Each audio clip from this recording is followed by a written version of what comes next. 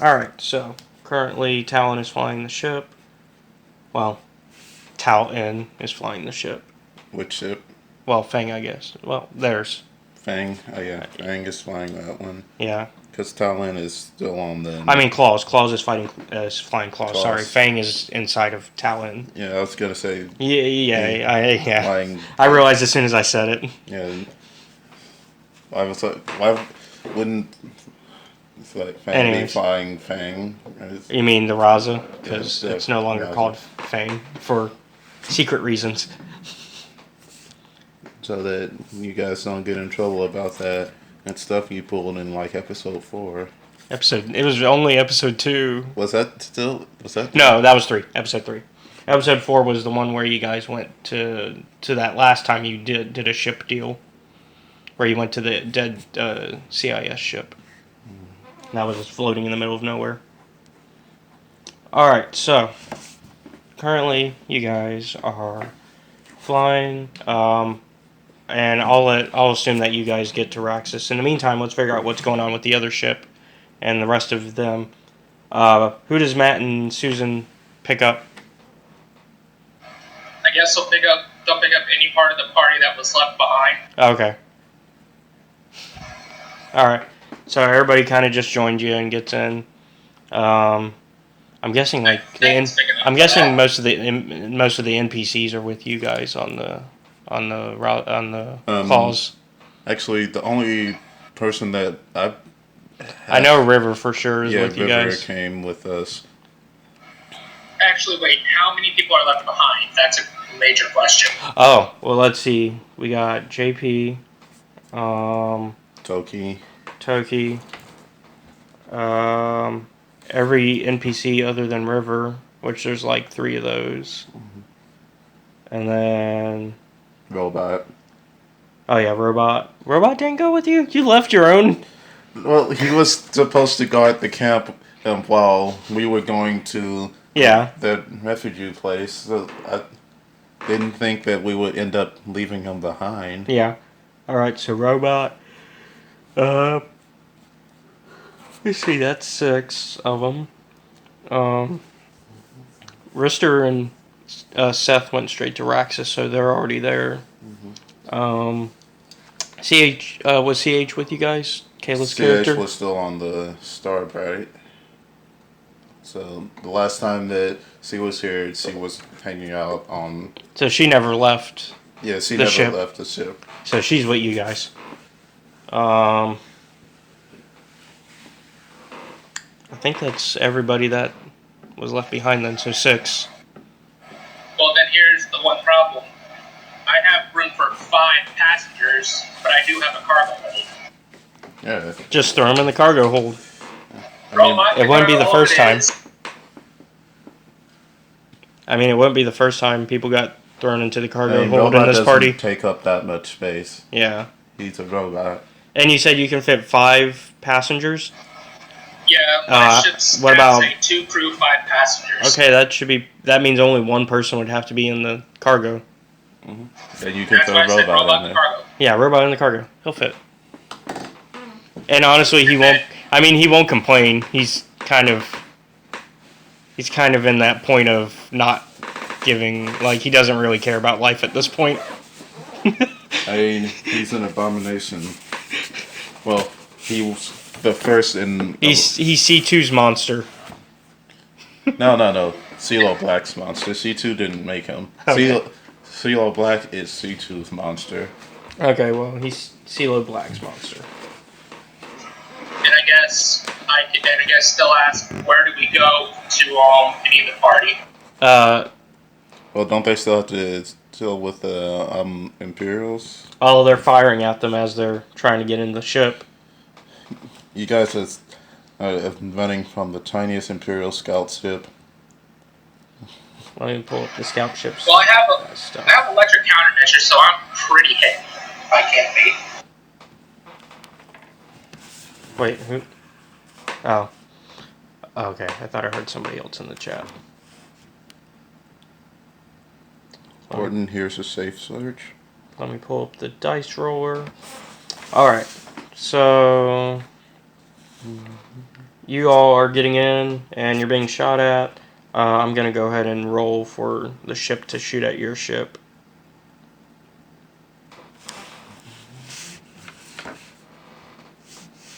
So let's see, they've got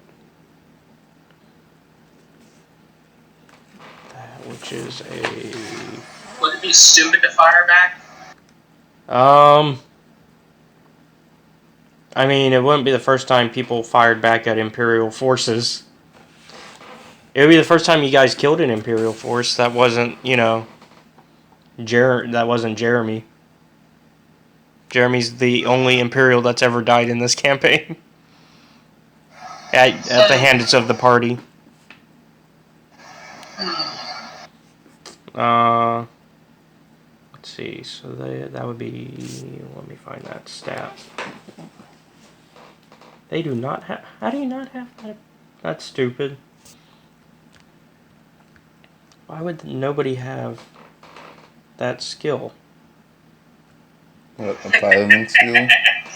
Heavy gunner? Heavy gun... Yeah, why would nobody have a gunner skill when... They're the scouts. Except when you have a ship of your own designed for the scouts, you would think somebody would have a gunner skill so you could at least run the guns on it. What? No, scouts aren't supposed to fire at things. It only has guns for self-defense. Alright, well then it's just going to be a basic agility check. Yeah, that sounds like my characters. I have a ship. I have one character with some ranged light. That's it. Was it Mala with you guys? Yeah, Mala was with you guys. Mm-hmm.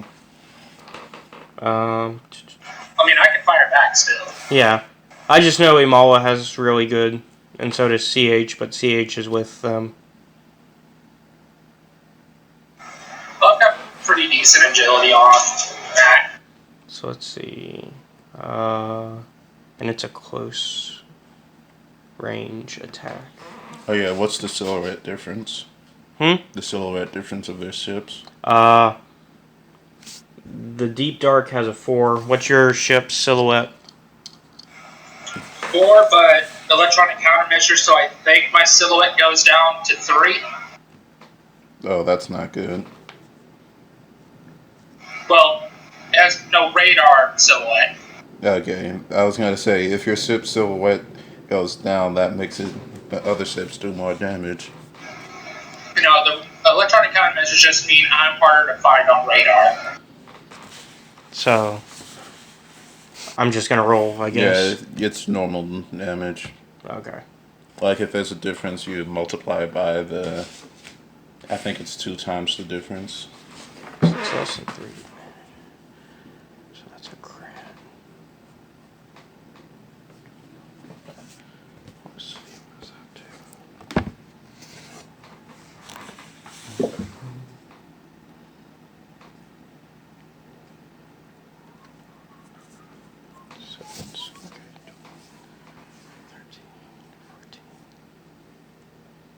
Alright, they do 14 damage. What's your...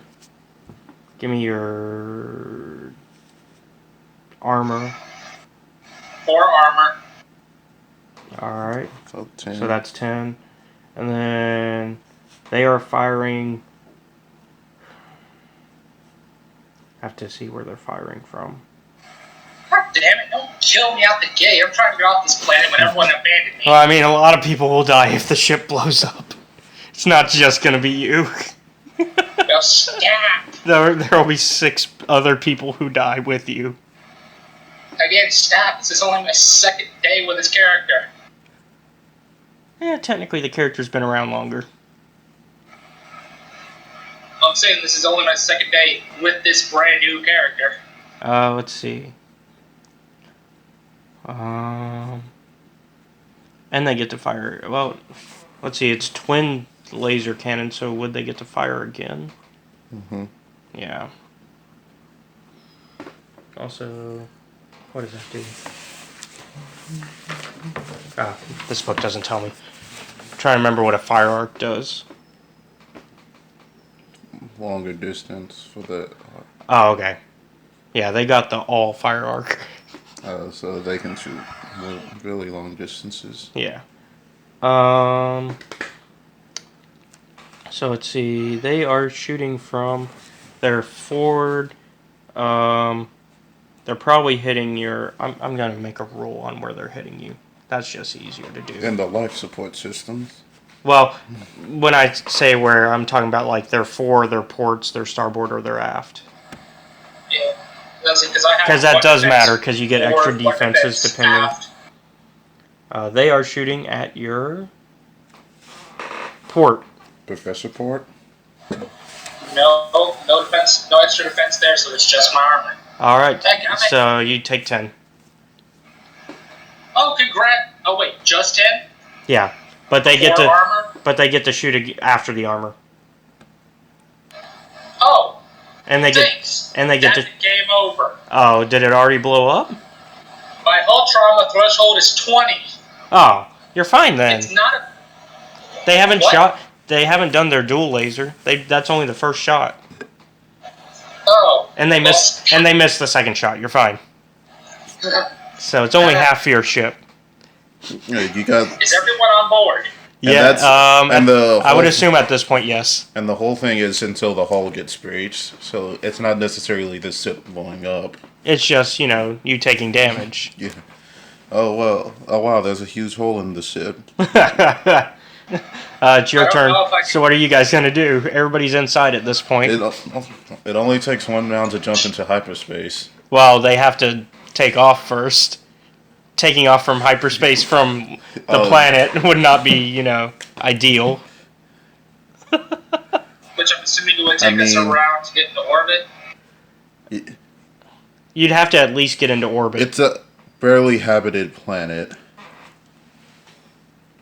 I mean, you'd have to at least get into orbit if you want to get out safely. I'm saying, will it take us around to get to orbit? What's your ship's base speed? 3. I think you could probably get there in a round, but you could also do an attack you could have somebody else attacking while you're flying. I know, that's what I was thinking. I was going to have Susan fly and Matt open fire. Okay, that's probably for the best. Yeah, go ahead and do that then. Because I have a dorsal that's the twin smartest and move. A forward ion, but I'm going to have to use the dorsal twins. Okay, so you also have twin lasers.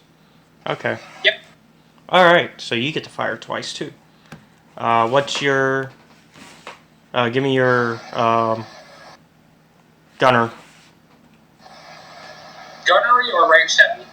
It'd be gunner, because you're shooting from... at a gunner's turret. 5 green. Alright. And you guys are in close range, because they're trying to pretty much close you in on the planet. They have to pay their proper taxes. Okay. Do you have any extra things added to it, like a linked one or anything like that? It's a linked one. Alright, so that's 10 damage right off the bat. But that's before any of their stuff. Let me roll where you're hitting them at. Okay, you only got... you got 6 damage on them.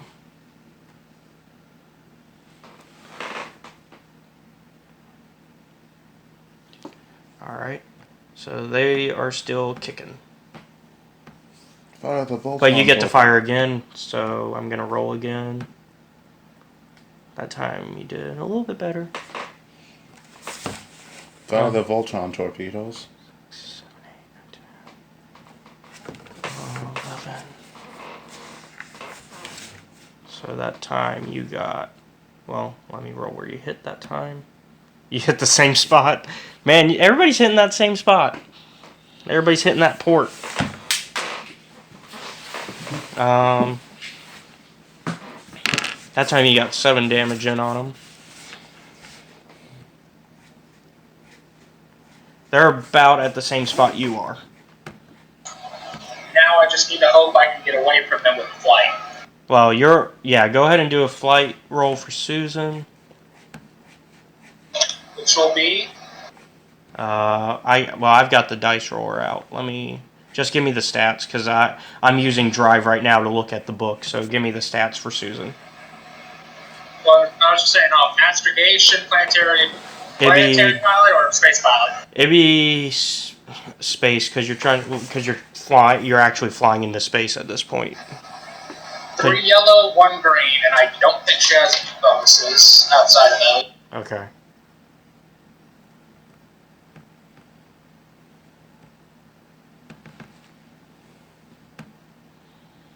You are definitely out in space.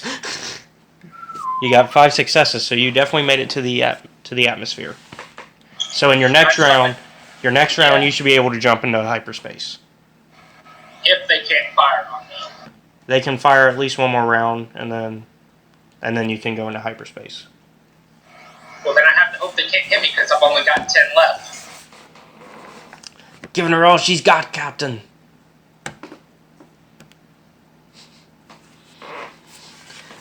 Although if you take them down, then you'd be taking down the ISB, the current one of the heads of the ISB, because he's in the ship. No wonder they're so aggressive. Let's see. Well, hey, they fired first. Please miss. Christmas? Let's see. And can I use a light to say that their weapon system malfunctions for a round?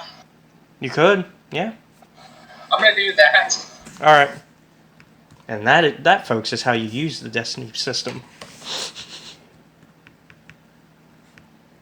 What? You don't just use it to put your friends in terrible situations to get them killed? Judging by how we've been using it, that's how I thought it worked. Alright, go ahead and make your astrogation roll for Susan. 2 yellow, 4 green. Alright. And since you are in combat and you are kind of hurting, I will give a setback.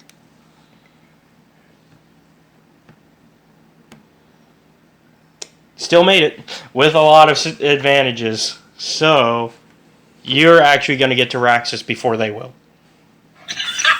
Which you were going to anyways, because if we assume time-wise you left at the same time, around the same time they did, they had to make a stop anyways. We flew around the planet and left. And then at the same time we were flying around the planet to leave, they were probably getting shot at and taking off. Yeah. And around that time, and you had to make a stop anyways. Yeah, it's like, okay guys, here's this little farming planet. Hey you were arguing with the leader before, you're in charge? Yeah. So you get there, oh, John just messaged me back. Alright, we'll probably... How long do you think we'll still be going? How many pages do we have to get through? At this moment? I mean, because we can do some stuff base-wise after this. Since let me skip all that.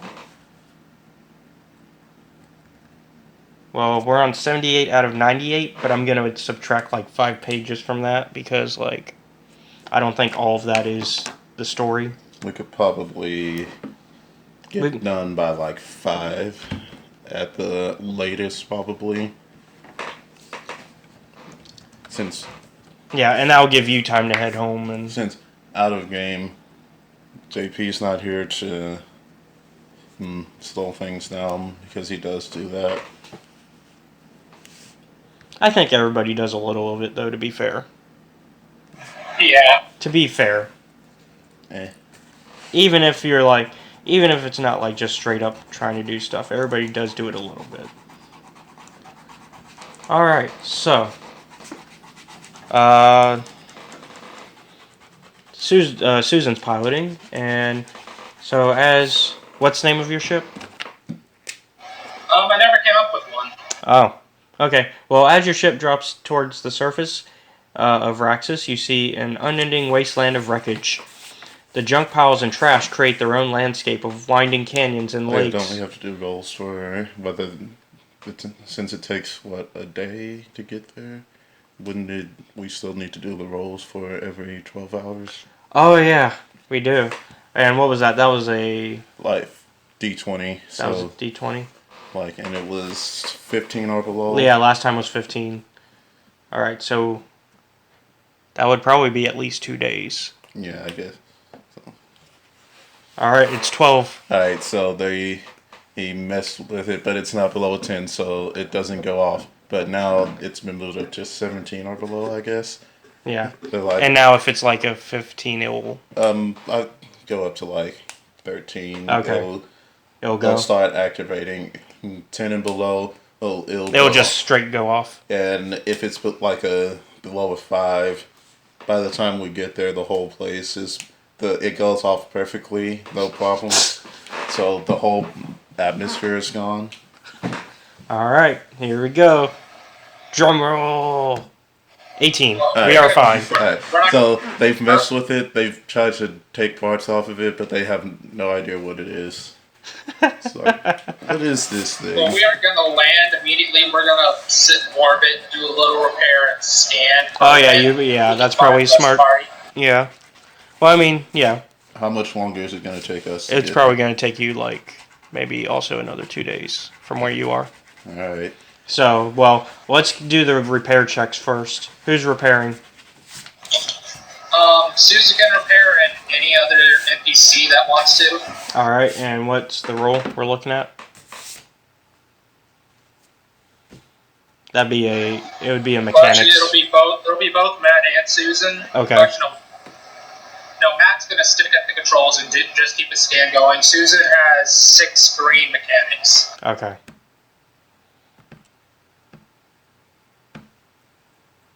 It is ooh. What happened? So you got 4 successes, but 4 threats. Which means you fixed it, but I think something else has to go wrong. They fixed it, but the hyperspace doesn't quite work anymore. To fix it, they had to take some shortcuts in the systems, and that could possibly cause system failure later on. Okay, yeah. But does no one else assist? I don't think there's anyone else there that can assist. Yeah, like I think our best mechanics that weren't you or Talon is dead. April's character. The CH1 is a mechanic. If no one else is going to help, it would have CH is better for gunnery, would have probably though. done the help. Alright, well, should I also roll Matt then? Honestly, it's probably something you can... honestly, for roleplay's sake, I think it's fine to be stuck with this problem. Mm-hmm. You can easily... I'm gonna say it's just I'm just gonna say it's you need a new hyperdrive. I'll say it's the hyperdrive that malfunctioned. That's cool. The primary or the backup? Primary. Oh, do you have a backup already? My ship came with a primary 2, backup 15. Oh. The 15? That will take... Let's see. That's... So... A 0.1 takes the standard time. Yeah. A 1 takes the standard time. A 0.1 takes... half the time. Yeah. But a 1 takes the standard... So a 15 hyperdrive would take 15 times as long to get somewhere. You might as well just be flying there at normal speed. Well, yeah, but it's meant as a backup hyperdrive in the event you need it. Yeah. It's like, well, we're gonna get there, but it's gonna take us a few weeks. So you at least... Susan could probably ask you guys for some help. Yeah. Well... I think with it being 4 threats, you're at the point where you just need to buy a new hyperdrive rather than repairing it. Because if it's with 4 threats, I think that's a little much to say that you can repair it at this point. Yeah, I would say that your hyperdrive might be sought. If it's the hyperdrive, I mean, it's fine to go with the 15 for now, but and plus you're on a junk planet. We're better to find a new hyperdrive. It kind of just works out. I was going to say, it's a junk planet try to get some, but then again, until the bomb goes off. Money. Yeah, and the planet's surface gets hyperheated and the atmosphere dissipates. So, you said a 17 and below does what? 17 and below. They mess with it more? Yeah, 17 to okay, well, 13. Okay, well, we got a 15. Alright, so they mess with it more, making it now a 19 and below. They mess with it, and a 15 and below, it goes off. Well, it starts to go off. It starts to go off. And a 10 below, it actually goes off right then and there. 5 below, it goes off perfectly. 5. Okay. So, Perfect 5. all right, so you've seen what the deflation bomb does in Spore, right? Yeah. And that happens over the course of a few hours. This is like a second, maybe a minute. No, this, like, going off perfectly means that it's going to work within the confines of this, so it's going to start pumping out gases that are going to cause... It's a good thing they stayed in the atmosphere. The atmosphere is going to... Well, this is going to take a while because this is still prototype. It's not perfect. So it's going to take maybe like a couple of days before the atmosphere should completely dissipate and the planet should start superheating. But it's going to happen. So is this something that's a pre-version of Project... the Palpatine's backup plan for things going? Oh yeah, from the Battlefront. Well, it's also from the comics as well. Yeah, this is probably An early prototype of it. Yeah. This is before you could try to set it up as a satellite.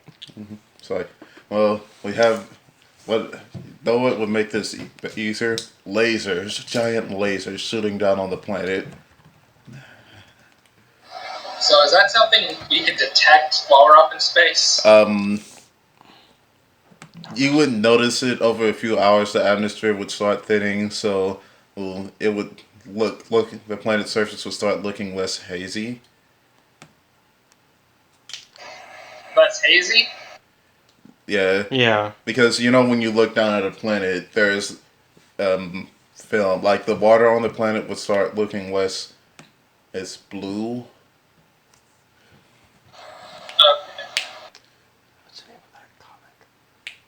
Yeah, this is like an early prototype of that. Yeah, except they use lasers. This is like a bomb that you have to. Well, that's why it's an early prototype. It's like, which means somebody had to go to the planet to set it off, whereas the actual thing, you don't have to be on the planet to have it go off anymore. And so, over the course of the next couple of weeks, the planet is just going to get cooked. Volcanoes, oceans will dry up. Well, I don't think there's any oceans on Raxus Prime to begin with. Yeah. Alright, so at this point you show up.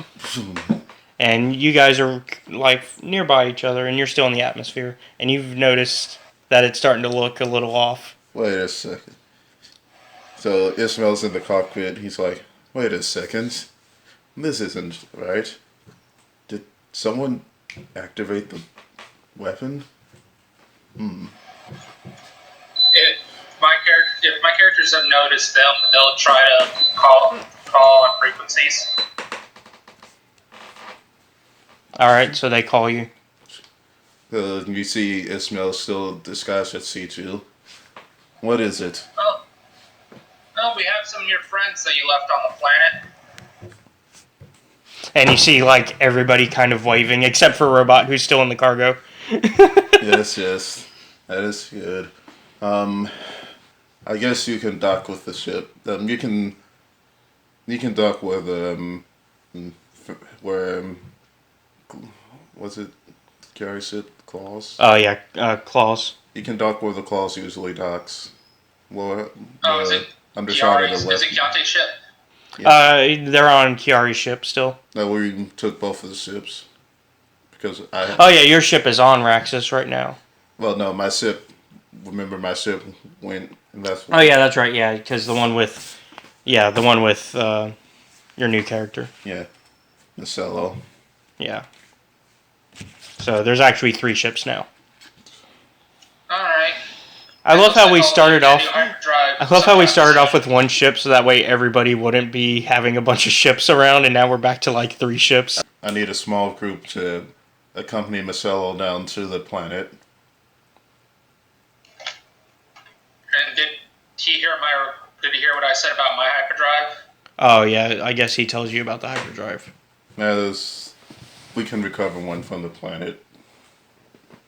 Alright, we'll just Will stop for now. the population of the planet have started to notice the change in the atmosphere? Not right away. I'd give it like another in-game day before they realize. So, because you said it's a process of a week, right? Yeah. So yeah, I'd give them another day. I need to know who all is going to go down in the start in. Well, I'm gonna go off of people that we know for sure are gonna play at some point.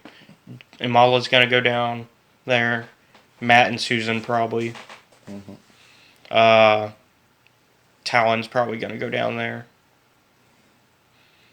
Well, his personal starfighter only seats 8, so I don't think like his personal starship. So let's see. Well, and then you already have, and then Rister and Seth are already down there. Mm-hmm. So I'd have to. So that's at least 4. Like, I don't know. That would be a lot of people to. But I mean, Susan and Matt can go down. Like they'll just probably take their ship down and then have somebody else keep an eye on the ship. Yeah, they can do that. It's because it's like it's like a actual fighter. It's not like normal starship. It's yeah. I can only fit 8 people because I have a place in the ship to hold a box, which those are really big, so we can put some people back there. All right. Because my original plan was to put a box in the bottom of my fighter and fly over a battlefield, drop the box, a whole bunch of droids come out. Yeah. I guess Imala doesn't have to go right now. Talon probably will stay on his ship just to make sure people don't explore. Mm-hmm. But if you need a small group, then Susan can pod her small freighter down. Well, if we can keep it like 4 to 6 people, they can all fit in my personal starfighter. So let's see. Matt, you, probably Talon, and then maybe Imala. Yeah, that. Well, does he want Matt or Susan? Yeah, do you have a... Well, Matt's your actual character, so we're going to have Matt. Yeah, even though... Like, we trust Susan, so Susan's going to be still working with Talon as soon as they can get the opportunity to start working on that. Alright. So, as far as I'm going to power into C2's modified Naboo Starfighter. Alright. So, as the ship drops towards the surface, you see an unending wasteland of wreckage. The junk piles and trash create their own landscape of winding canyons and lakes of sickening sludge. Building-sized recycling droids walk the piles, using massive claws to feed their fiery onboard smelters. A haze of hazardous gas covers much of the area, its color changing with the leaking chemicals around it. Suddenly, your ship's proximity alert sounds as 4 small ships appear on your scopes. They're fast, highly maneuverable, and flying in pairs. Must be welcoming. Wait, I have to do my solo. Must be a welcoming party. Alright, so what are you guys gonna do? Hailing frequencies. Does the fighter have guns? Does the fighter have guns? Let's say it has guns. I put basically the best guns I could on that small fighter. Alright. So, who's gonna pilot and who's gonna take guns? Well, obviously, Marcelo is going to pilot. Alright. And I'm going. And it sounds like Matt was volunteering for guns. I get this. We will not fire on them. We must first hear their request. Very well, but I'd like to be prepared. Hailing frequencies. This is the Empire. We are tracking you from your last known location of Cholgana. Why are you tracking this vessel? You were on the planet of Cholgana and escaped from Imperial justice. I did no such thing. We are going to take you in now.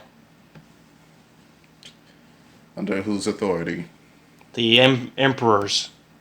Under the authority of Karkar, or Lieutenant Admiral Karkar, or I am on a personal mission to offload a highly dangerous experimental weapon from this planet.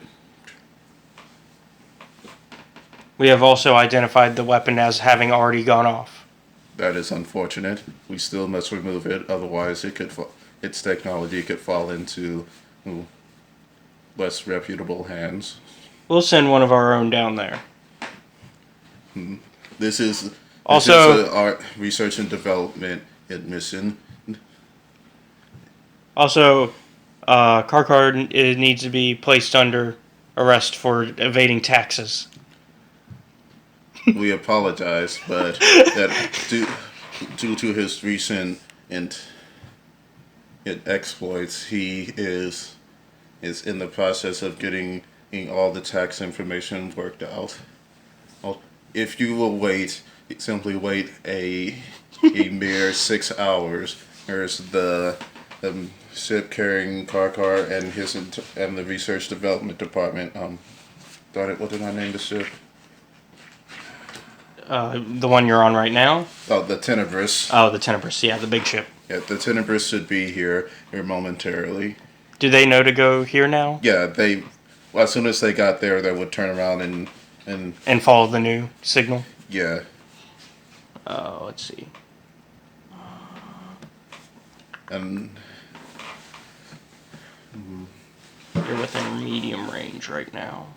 I would like to use a light side point to have the Tenebris show up immediately. Like right after they fire? Yes. Oh, I have to re-roll. I forgot to take one of the dice out, and they still got the same roll. What's their silhouette? They're TIE fighters, right? Yeah, they're 3s. So that's the same as this ship. So, and I think the armor was 6. So what would that be?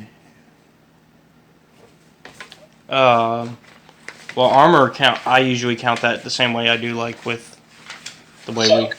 Well, not as soak, but as the defenses. Although armor really is more like soak, but honestly, soak and defenses kind of work the same way. Defenses is just something you can build up with better actual equipment, whereas soak is a built-in thing. Too bad I didn't have my shields up yet. Shields up! I probably said it back, but I didn't want to look like I was suspicious. Yeah. No, I got you. So wait, are they firing on us? Yeah. Let me actually move that light point over to where it is now. And then let's see. They actually managed to. I think they critted. Yeah, they did. And they get to fire again because actually no, this one's just one. This is not a duel. Failure on their part. So 12, 13, 14. And you said your defenses were, your armor was 6? Mm-hmm. And then let's see where they aimed at. Your aft. What's your aft? I don't know anything about that. I just did base stats. Oh, okay. But what's the ship? It's a Naboo fighter that's been retrofitted with a hyperdrive. Well, honestly, for the most part, shielding. They tell you that stuff unless you designed it yourself. I designed it myself. I didn't really come up. Okay, you didn't grab it from any source material. We can look at what the source material says. Naboo Now, fighter. defense for the app for the basic Naboo fighter is a 1. Okay, so you at least get an extra defense there. Yeah. Of course, this is the N1 Royal Naboo Starfighter, but even my freighter has a 1 in the forward, 1 in the aft, so most ships have that. Alright, so thankfully, From the first starfighter, you only take 7 damage. Right.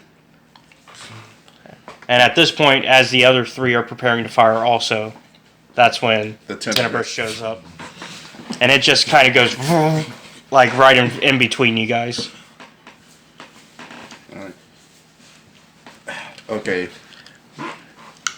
There's one thing. So everyone in the Empire knows C2 as Car Minx. Mm-hmm. But the party doesn't know that that's his actual name. Yeah. Also, you guys have to make a piloting check. Space. Space is 2 yellow, 4 green. Because you have to be able to avoid colliding with like the mountains of junk and all that, as you dodge the attack. Let's see. Is everybody strapped in, by the way? I'm strapped in. I mean, You would assume everybody's strapped in. yeah, there are 4 seats in the cargo hold. Since we didn't bring the extra 4 people, no one's in the cargo hold, so I'm gonna assume everyone is strapped into the seats. Okay.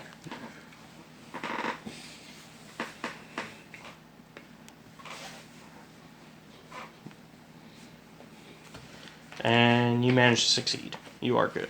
Alright, so the Black Star dives down into the atmosphere just as the Tenebrous appears behind it. Yep. Almost as if this encounter was timed. Alright. So, Tenebrous shows up. Go ahead and speak for your officers, I guess. This is Lieutenant and what did I name him? Corbin. Yeah, Lieutenant Corbin and other Tenebrous. I have been hereby authorized to shoot at any and all hostiles that attempt to delay the Research and Development Department's actions. And we have been given orders to fire upon anybody that is working with Car. Do you think you can take down the Star Destroyer with those things? Probably not. I would suggest that it would be more pertinent for you to keep your lives than to, go after the one minor offender. As all of his actions have been towards the glory of the Empire. Well, we are just following the orders. And we are following our orders. Now, I believe that Lieutenant Admiral outranks any ISB agent. Our orders actually come from Bellic. Who? And one of the underlings who was at one point part of all the spies operation on your ship, because there's at least one person on there, I would assume, that would know the name. Yeah. They kind of just walk over to the lieutenant and they're like, whisper, and they explain who he is and how terrifying this man is and all that, and how high ranked he is.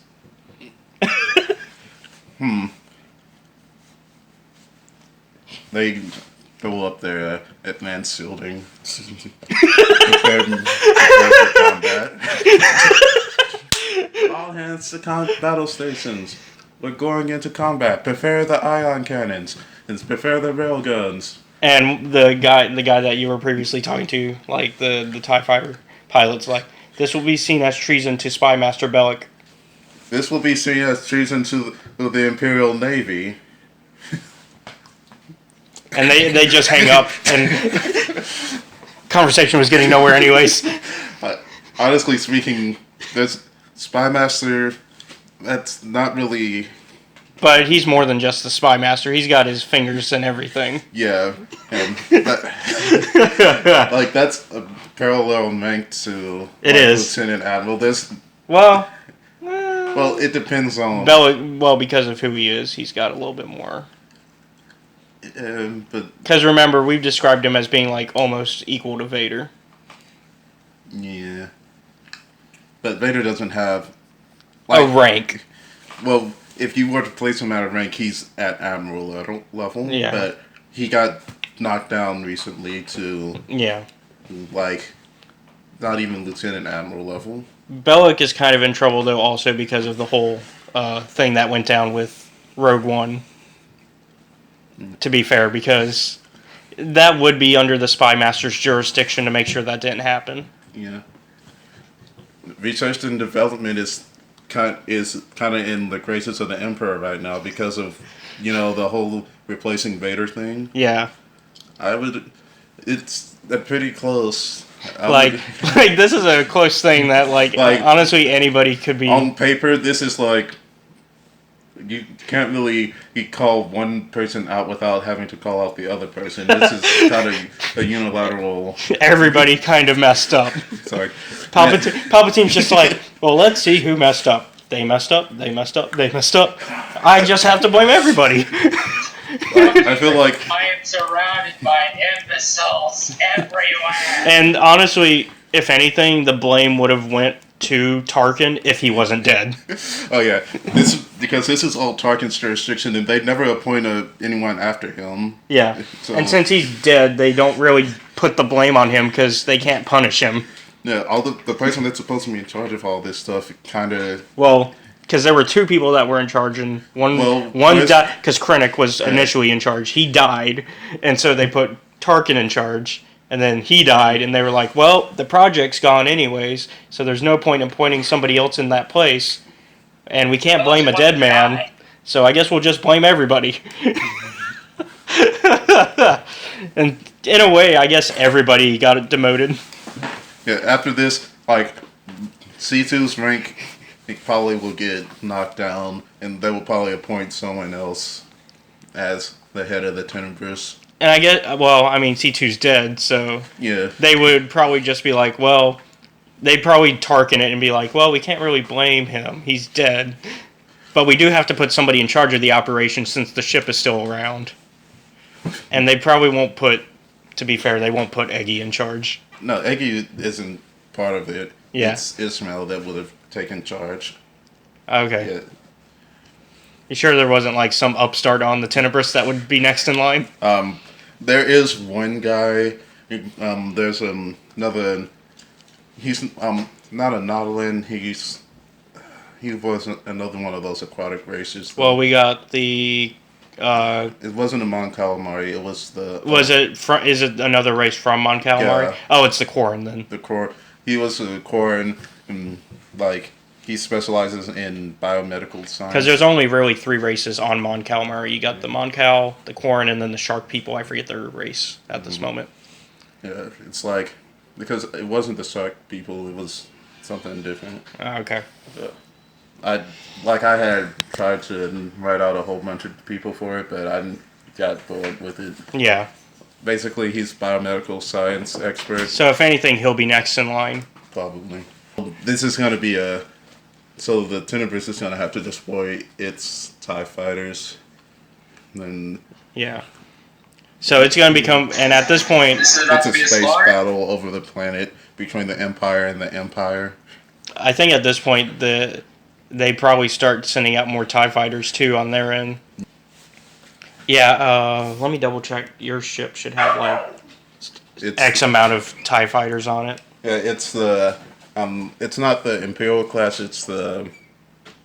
What's the one that they used during the Clone Wars? Oh, okay. Yeah, I know what you're talking about.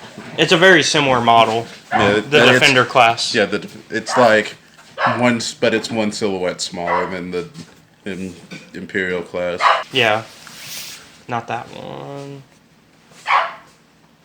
Come on, where's the... Maybe it's not Defender class. It was something... I'm just going to go through there. Aha. Ships. Acclimator. I'm assuming it's the Acclimator. That one? Yeah. Okay, it's the Acclimator then. But it's been painted black and it has... So it's got 16,000 stormtroopers on it. It can have a minimum of 700 crew members. I'm trying to see how many ships it can fit on it. I would assume for each trooper you can fit at least a ship that can fit all of them. True. I would assume. I don't know. Because that's how it always felt, was that for every trooper that was on those ships, There was a fighter for them. I guess. I don't know. I wouldn't know for sure because you never see the fighter storage system because, like in the Empire's case, they have the racks of TIE fighters that wrap around the entirety of the hangar. I know for the Empire, I can actually get a number for how many TIEs they can fit. Yeah, I would say there will be one per fighter, if not one for every 2. It's probably just a regular Imperial class, and I'm going to look at canon because canon gives me the numbers, not Legends. Why is it not giving me? Oh yeah, because there's the 1 or 2 model. That's right. That was too vague for them.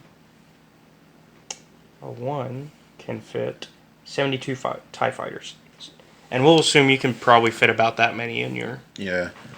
So you're sending out. But the thing is, a lot of our TIE fighters are like either newer models or newer experimental models. Mm-hmm. So they have weird weapons and designs. All right. And they'll probably send out from the planet the same number just because they can because the planet probably has infinite resources. Not infinite, but near infinite, yeah. Especially with it being the planet that it is, where they can probably just melt down junk and rebuild it. Now the thing is, are we trying to are we trying to just straight up? Are they trying to straight up destroy each other or just impede each other? Because that's the. I'm pretty sure that the planetary forces, they just want to impede. They want to, because like they said, they just want to capture. Yeah. But so they're not trying to shoot down the Star Destroyer. No. So they're just trying to. So we're basically just sending intercept forces. Yeah, because they told you their goal. Mm-hmm. So I mean, you as a character would know this. Yeah. So it's not. This isn't out of game knowledge. This is knowledge that you would make sense of. All right, so. This is going to get interesting. Are you guys just landing on there while this is going on? Yeah, well, like the sky is sliding up, the air is getting thinner. No, this whole plate, Vector's Prime is going to crap pretty quickly. So your small squad is going to land on the planet while this is going on. And everyone else is just waiting patiently on the ships. Give me some stat, like some. Do you have a stat sheet for what you would think the TIE fighters would be? Or do you think they'll be almost equal? They would probably be equal, better in some places, worse in others, because we're trying to... Okay. Like, basically, we're working towards the... I guess just name one thing that they'd be better at and one thing they'd be they worse would at. be... what are the standard... This is the standard stuff. They'd probably be one worse in structure, but probably one better in what's that one? This or that handling. They will probably be one better in handling. So the SS will be worse, but the handling. Yeah. Okay. Let me get back to that page. Oh, right there. Ha! I almost made it directly to that page. All right. So they have a +4 handling. Let me make a note of that. What's handling even good for? That's part of your maneuverability, yeah. And then yeah. Oh fuck. They'll be more nimble, but they're easier to destroy. Yeah. Now we need to determine the number of manned ships to automatic ships as well, for my side. Because I'm gonna basically run this in the background while. And I'll like let you know whenever it gets like one-sided type thing. Mm-hmm. But in the back, I'll let you guys roleplay the rest of what's going on the planet while this is running in the background. So we already know there's 72 ships. We said for your side. Mm-hmm. They're probably down by 1 because. Well, actually, no, their ships got shot down, so they're fine still on the other side. So you got 72. And then we'll say they send 80 just to outnumber you.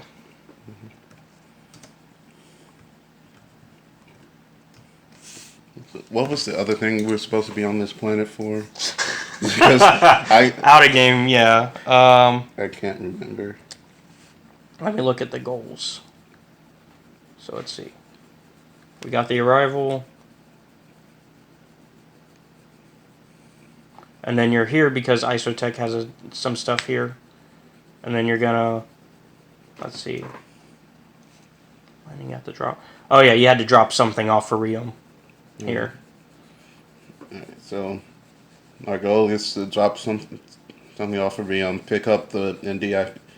Well, it's too late to deactivate the monitor. We release the gases into the atmosphere. At this point, it's a matter of just getting out of here. Yeah. So we do need to destroy it, though, just so that they can't keep... That way the other side can't use it. Yeah. So that the rebels can't get a hold of such dangerous technology. Alright. And you have an in-game week to complete this. Yes. Which I think you should be able to do that, but I'll have a timer going. Oh, I'm glad that we're using a crew of non-familiar faces to the Empire. Other than... Well, Ishmael isn't on there with you guys, is he? Nah, it's me. Well, Amal is the only one that they would know. And Imala is probably... Imala wouldn't get in trouble with them because Imala works directly for Bellic.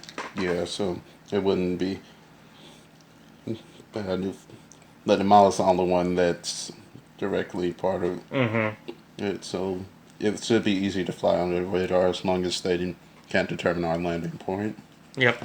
And... Which the ship has cloaking. So let's see, 1 week to do things. Trying to think any other major factors. Well, it's going to get harder for the organics on our crew as the week goes on. And so Ishmael is still disguised as Karkar? Yeah. Okay. So So let's see. He would probably be... He's on the Claw, I'm assuming. No, he's on the Starbright. Oh, okay. And is the Starbright trying to get to... The Starbright would go into cloaking. Oh, okay. So that... Considering that they're looking for the thing that Ishmael is currently disguised as. Yeah. The Starbright would go into cloaking as soon as the fighting broke out. Yeah. Alright. So I'm going to just start running that in the background, and we're going to roleplay what's going on planet. So, I should probably get a second dice roller out. Hooray, dice rollers. And if it starts getting to a point where your TIE fighters are diminishing, I'll let you know. Right. I'll probably have, like, your in-game lieutenant be like, hey, things aren't going so swell TIE fighter-wise. Well, then, drop the walkers. I don't know. Drop the walkers on... Yeah, that would be the best course of action. Drop some walkers on Raxus. On Raxus Prime, where the battle isn't really even going on. It's above the planet. This is like a Battlefront mission. Not modern Battlefront, but like old school Battlefront, where you basically just play on a map while the battle is going on around you. Yeah. Alright, so... What are you guys going to do? Well, you still have to maneuver your way down to the planet. I guess at this point you guys have probably made it with the distraction. Mm-hmm.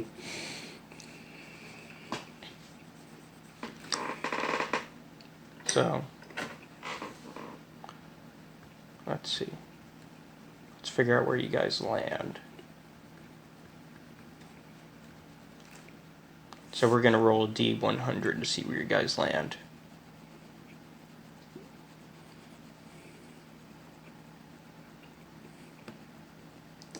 Let's see, 91. Oh, okay. Did we just so happen to land in the hangar where the bomb went off? You're in a tunnel. A good place to probably hide and land. Yeah. This is the most optimum place for us to hide for the time being. And the ship will remain cloaked, but the cloaking won't last forever. We only have approximately five life cycles before the both the planet and the ship's cloaking run out, then the ship's cloaking will no longer work until it is fully repaired. Alright. Just to give an arbitrary extra random thing. Yeah. Why not add more to it?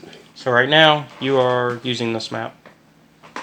You're hidden about here somewhere. This is the landing area. First things first, we need to go deliver the package for Riam. Alright. What map? We must deliver a package for Riam. It was part of our original goals for him coming to this place. Alright. Is it safe out there?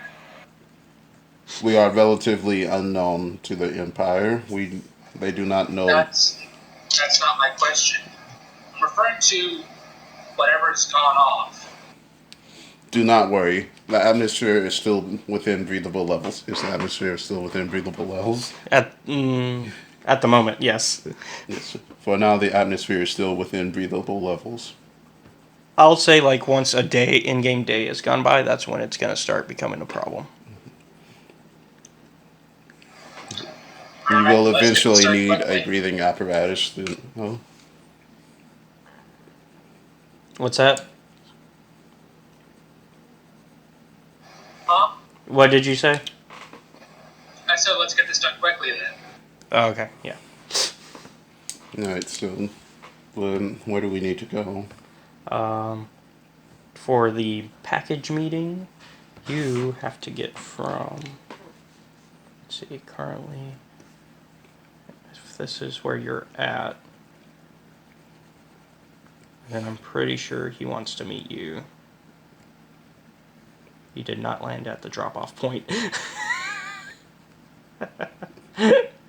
Let's see. I'm trying to see where the drop-off point is in comparison. What map are we using?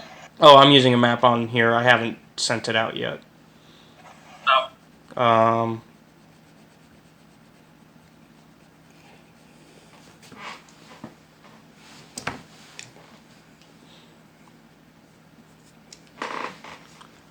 Okay, so you're probably going to be sent to that first.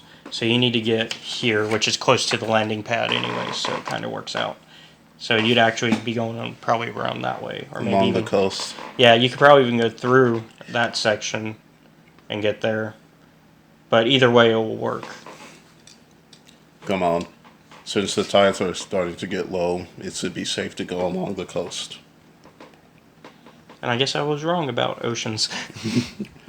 See, because they've never shown oceans on Raxus Prime. Like, you've never seen water.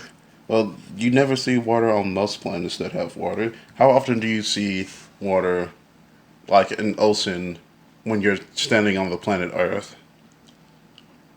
But I've seen water. You've seen water, but you don't see... Like, Raxus Prime, you never see water.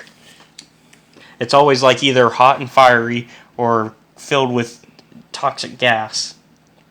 well, that gas can't exist if the planet has no atmosphere, and planets can't really have much of an atmosphere if they... Don't have some form of... large body of water. Yeah. That's why they put large lake on Tatooine, because they realized it didn't make sense for a whole planet to have breathable atmosphere if, there wasn't a large body of water somewhere making that atmosphere. Yeah.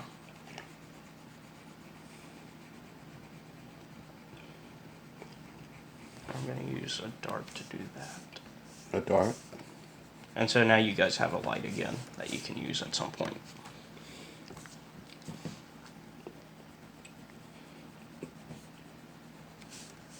Oh. Oh, I meant to do the one thing. Okay. So you guys are going to just start walking that way? Yeah. Alright. We're walking down the beach.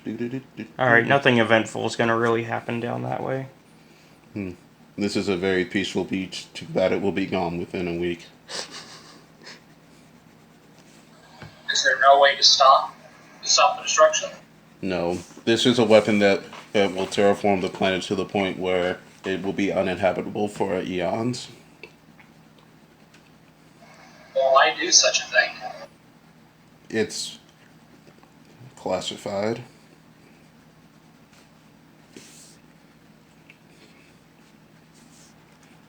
That's all you're going to discuss? I mean, if he has any other questions, I can tell you. At that point, you would probably realize that there's no way he's going to get more information out of you. Okay. So you're going around the beach, so you're not going to really see too much. Oh, it's a toxic lake. So don't touch the water.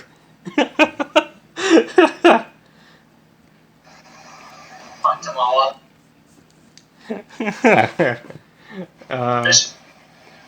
Just kind of dump all the NPCs we don't care about anymore. Even Toki? But Yes.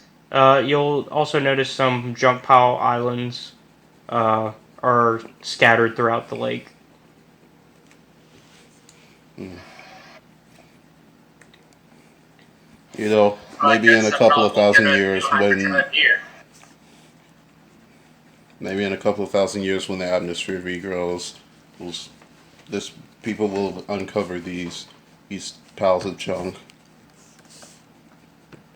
and wonder, why did people so long ago make a planet exclusively to dump junk?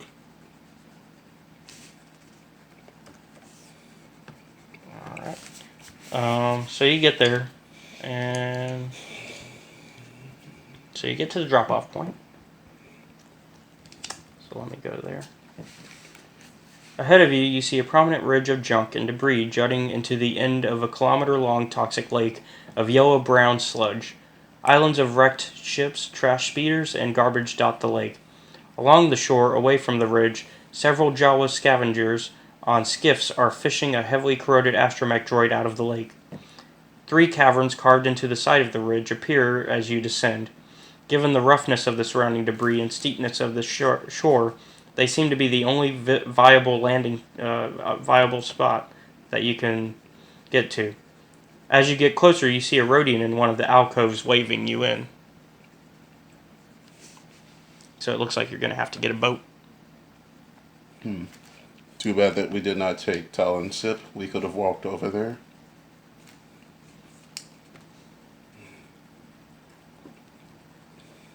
Oh well. What do you propose? I'm guessing there's no boats around. You notice a group of Jawas starting to get ready to go off in one of their skiffs. Oh boy. So, is it going to be those unfortunate smucks, or do we bribe them to take us across? Let us talk to these Jawas.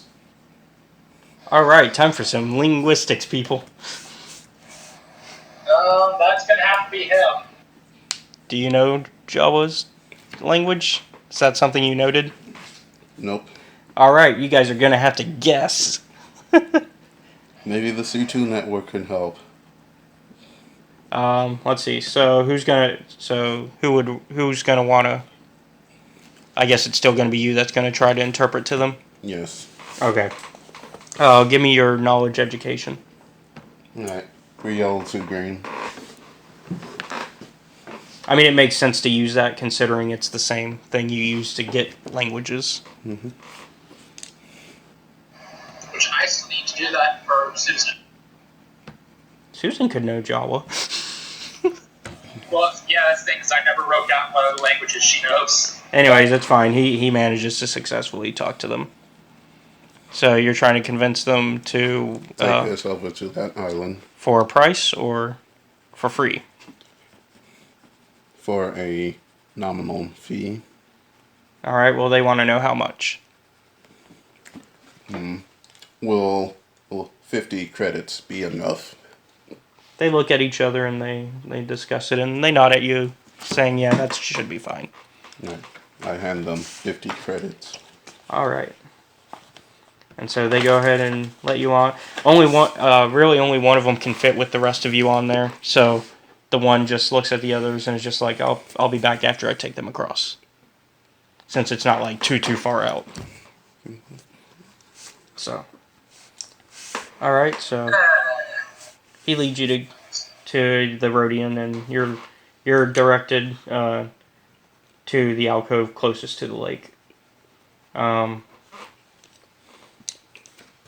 Let's see. Does this Rodian look like he belongs to the same group that Robot did? No.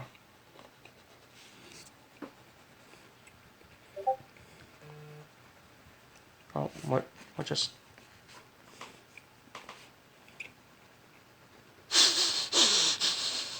You know I'm right. What do you mean? She would probably just stab the Jawa that took us across. Yeah, I mean, she stabbed an information broker after Toki said, no, I'm not going to kill it. Fair enough.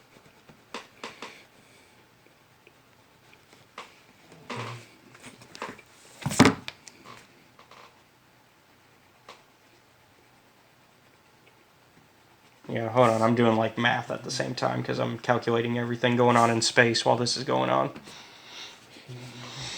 Alright, so you manage to get in there and he greets you and he says, "Oh, I'm Norta. I've been expecting you." That is good. We are here to be expected. Where is IT? My condolences. The droid was just destroyed in an Imperial raid on the survivors' base. Well, I hope you managed to get everything before they could. Do not worry. We also retrieved IT's personality information. All of his that makes up IT is on this data chip. Alright, well, I've already set up a conference for us in the crush courier, so that way we can get a complete report of what's going on, and Riom can be briefed on it. Okay, that will be most helpful.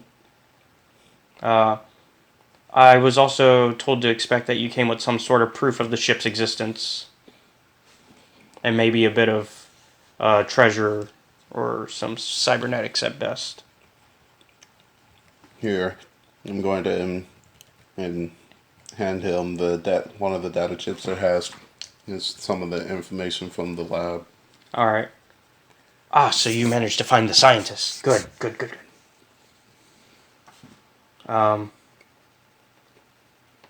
You will... At a game, do we also want to give him the holo projection we got?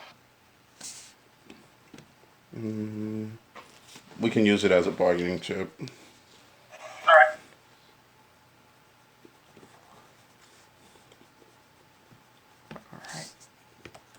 And at this point, Norda just is like, "Alright, so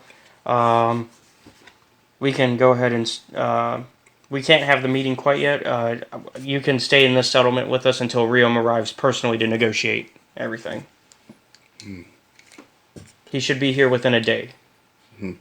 I do not think that you organics have much time for their negotiations, especially on this planet. Give me a vigilance check. Vigilance? Everyone? Yep. 3 yellow. Alright. 6 green. Alright. You both can sense he's lying about Riom. I see. You're not sure what, but there's something suspicious about it. Are you sure you are telling us the truth? So that would it not be more pertinent for me to contact Riom this moment? No. He's gonna be here within a day. Just don't worry. He's still...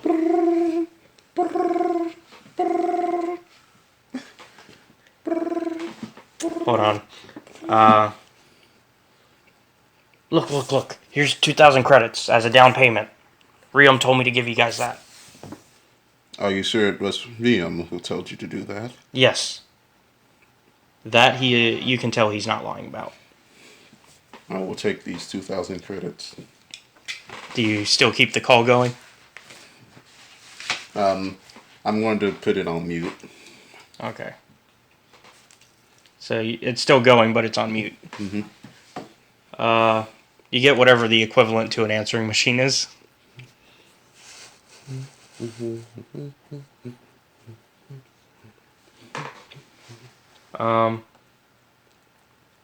I guess I can get a jump start on negotiating with any of you. I will be the negotiator, as it Alright. was my father's job before me. I see. 2, 4, 6, 7.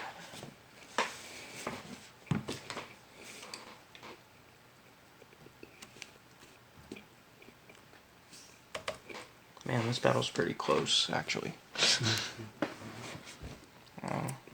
Alright, so you guys get to take care. He leads just you to a meeting room, and everybody else can kind of get relaxed and whatever affairs you need to have done. I would say get a hyperdrive, but I don't have the money. Alright. Unless 500 credits is enough. Did you not spread the wealth, or did you keep the 2,000? I guess I will distribute it evenly if they request it. Do you request a portion of this 2,000 credits? Yeah, but I don't know how much I would need to get a new hyperdrive with the state for the one I had. Do not worry. The Starbright has an extra enough parts to practically build a new hyperdrive in it, if that is what you desire. Then maybe just 100 credits or so, because I didn't need too much. Alright, so you get an extra 100. I'm going to assume nobody asks for anything right now. Yeah. For the rest of them. They probably will in real life whenever they come back, but for now. They're on autopilot, so they don't get rewards. Alright, so in the meantime, okay, so you get into your meeting, and he's like, okay, so how much are we negotiating right now? What have you actually found besides the scientists? Well, we have a portion of the whole of the ship. Alright, do you have images as proof? I will show them holograms of the part of the hull that we have. It matches the data we've found so far. We also, as a added bonus, have the precise location of the ship and most of its parts. Good. How much are you wanting to offer us for all of this? I would say 15,000. I don't. Trying to remember. I think Riom will offer 10,000. 10,000. I believe that more compensation is in order, as we lost a very important member of our crew. I see. And how much do you think you need to be compensated in return for that? At least 5,000 in recompense for his funeral costs. So you're still sticking to 15,000? Yes. What if we go to 12,500? 12,500. That does not sound adequate enough for such an extravagant man to have died. Give me a negotiation. At a game, who was lost? Car. C2. 5 grains. Oh, that's right. And let me get his negotiation.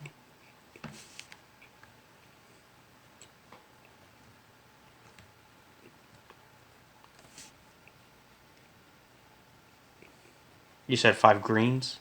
Yeah. I was putting it into yellows. That would have made the roll so much different. And that is a con.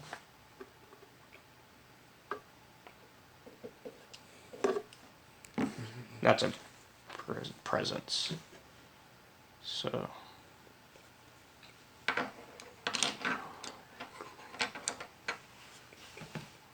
Oh, just put that into the wrong check. That's the space stuff. You do not convince him to go higher. He says 13,000, no more. Fine. I will concede. How about 14,000? That's not conceding. That is by definition not conceding.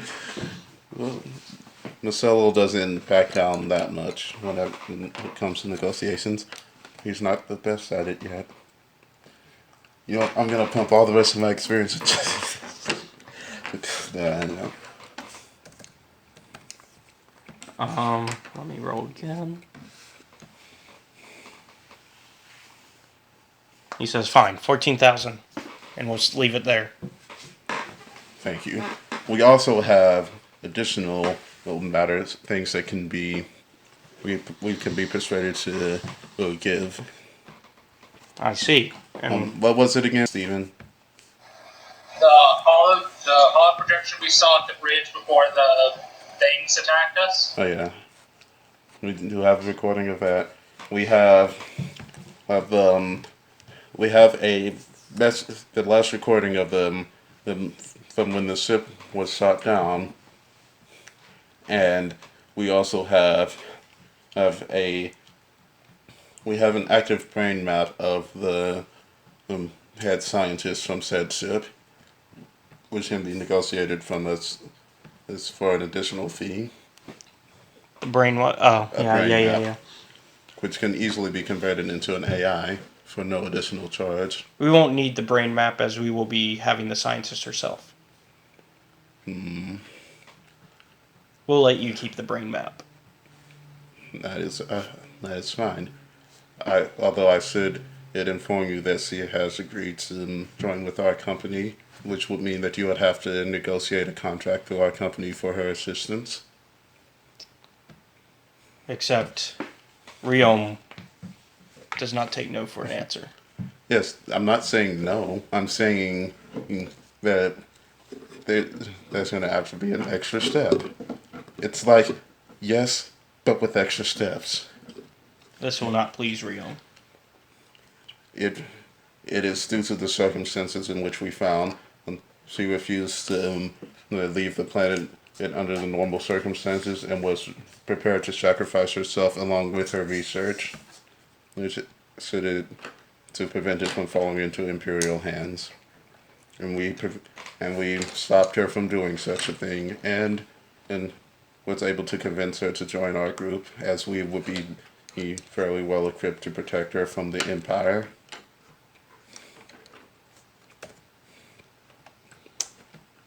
We'll have to discuss this when Riom arrives. That'll do. And the last recording from the ship. We don't really need that. Did you not find any treasures on the ship? No. Sadly, the Empire arrived before we could take the time to fully explore the ship. We instead went and found the crew of the ship. Okay, well, at least with the location, we can send our own search teams. Alright, so, he sends you away for the evening, for the rest of the day, and you can do whatever you need. Alright. What is there that we can do? You can, let me pull up the different areas that you can go visit. You can go to the junkyard juke, where you can get some junkyard stuff. You can go talk to the Jawa scavengers and see what they have. Let's see. And that's about it. Oh yeah, there's a question I needed to ask. So, I wanted. I'm assuming this is out of game talk. Yeah, out of game. So I wanted him to have a big sword, plasma. Like you've seen in the Old Republic where they have the plasma blades that are just like this huge chunks of metal type plasma blades. Yeah. I want one of those, except not plasma blade, fiber swords. Oh yeah.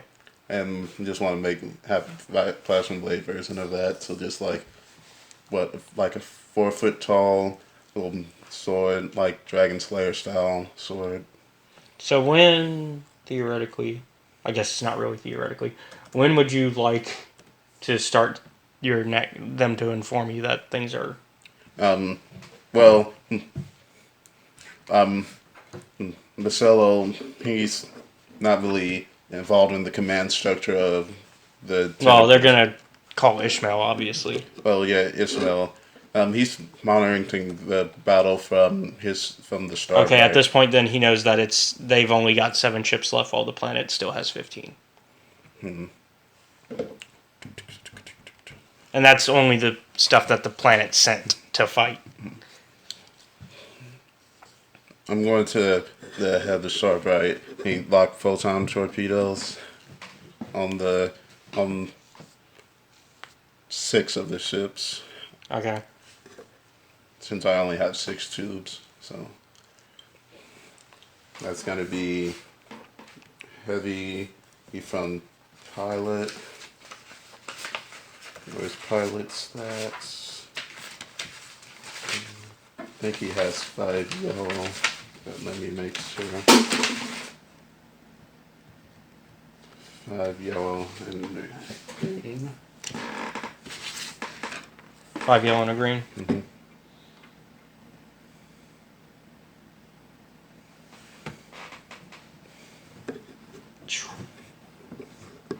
That's just for one of them. Yeah. I'm gonna assume that it's gone. Yeah. Alright, so that's one that's gone. That one, it actually might have survived.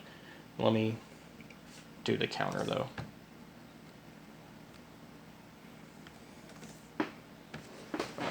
Let me pull up this book so I don't have to search as much for the TIE Fighter stats, because I know the TIE Fighter stats are in this book, too. And the Tenebris has a 4 silhouette. Yeah. They have Not the Tenebris, the Starbright. Sorry. Oh, yeah, and they have a 3. So, how's that affected again? It's 2 times the difference in damage. So, like, if a ship with a silhouette of 2 went up against a 4. Like, against a person with a silhouette of 1, then that would be times 4 damage. Oh, okay. So in this case, it's normal damage still, because it's a 4 to 3. Well, it's 1 times 2, so it'll be times 2 damage. Oh, okay. So let's see. And you rolled that. So that's what's the For critical for it? photon torpedoes, I have no idea.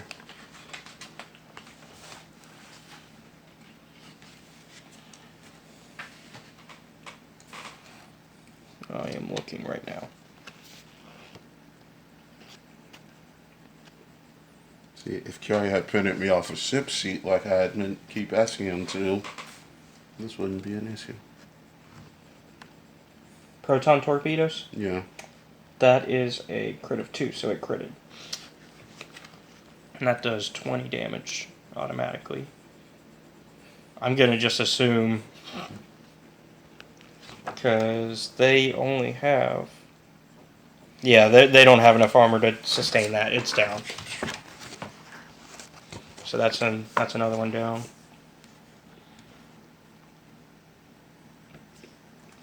Now that I've got everybody's stats up, it'll be easier to quickly just fly through this now. Yep, Triumph. It's down.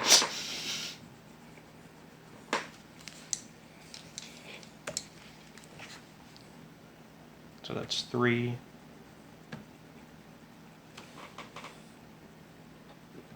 4. And if you want a ship sheet, I can print one right now and give it to you tomorrow. Well, if we finish the game off tonight, it's not going to matter tomorrow. But yeah, that would be nice, since I've been asking Kiara to do it forever now. Alright, I'll print one out. 6. Alright, also, that they are left with 9 ships of their own. Yeah. And now it's their turn again. They shoot down 6 more of yours, leaving only 1. Alright, then at this point, the Tenebris would fire. I don't know why. Continue firing the torpedoes. Well, the Tenebris will fire its torpedoes then, since up until now the Tenebris hasn't been included in the combat, I don't assume. No, it hasn't. And the proton torpedo still has the same stats. Yeah, it has. How many torpedo would a Star Destroyer have? Yeah. I can look. I can't even imagine. Because when we see them in the movies and stuff, it seems like they shoot like 20 or so missiles at a time, and they shoot them in volleys almost continuously. So I couldn't even imagine how many they have. So what's funny is a regular Imperial Star Destroyer does not actually have. But in the movies they do. They've got turbo lasers. Wait. That's all they've got. Huh. Let me see what the other one that we were looking at 20 has. assault concussion missile launchers. Huh? I'm looking at the Victory class Star Destroyer in the core book. Well, 20 assault concussion missile launchers. he's not using a Victory class. Which class? He's actually not using an Imperial ship at all. Oh, well. I guess laser cannons are missile launchers are the closest thing, probably. Probably. They have 4 of those on the ship you're using. Alright, so 4. Alright. And if you get 4, that'll bring it down to... Oh, if you get all 4, that'll bring them down to 5 more ships on their end. And what's the stats, rolling wise? I wouldn't know what would the main gunner of Star Destroyers do. I could say 3 yellow, 2 green at the most. Okay. That is definitely a death. So that's 1 that hits. 2 that definitely hits. You know, it's that same old story. Imperials killing Imperials. Hits. And 4 that hits. So all 4 are down, leaving them with 5. And it's their turn again. Well, doesn't the the Starbright gets another one. Are they gonna fire their? Yeah, they're gonna fire their 6 again. Alright.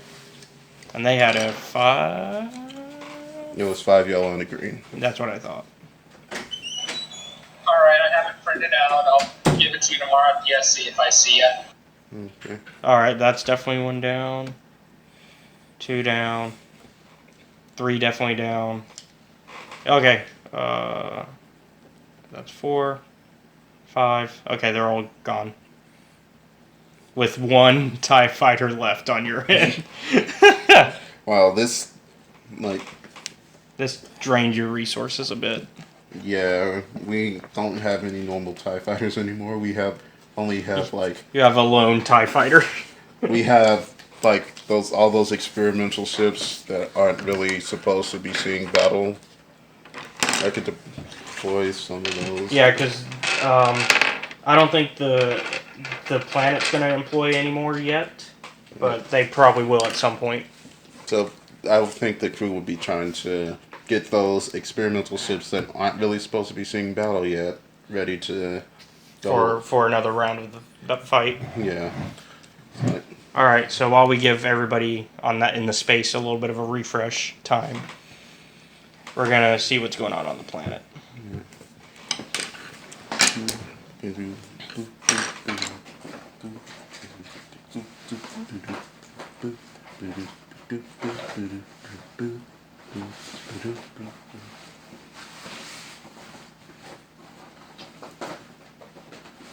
So, I'm guessing for most of the day you don't really do anything after the meeting. I'll go by a junk shop. Okay. So you go to the junk shop, and let's see what they got. Do you service droids in this facility? Of course we do.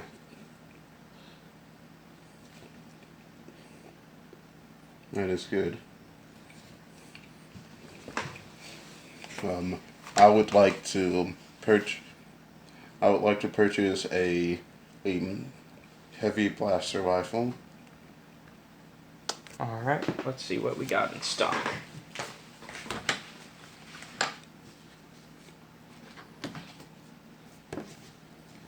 I mean, after all, droids are some of our best customers on this planet. And you want rifles. Mm-hmm.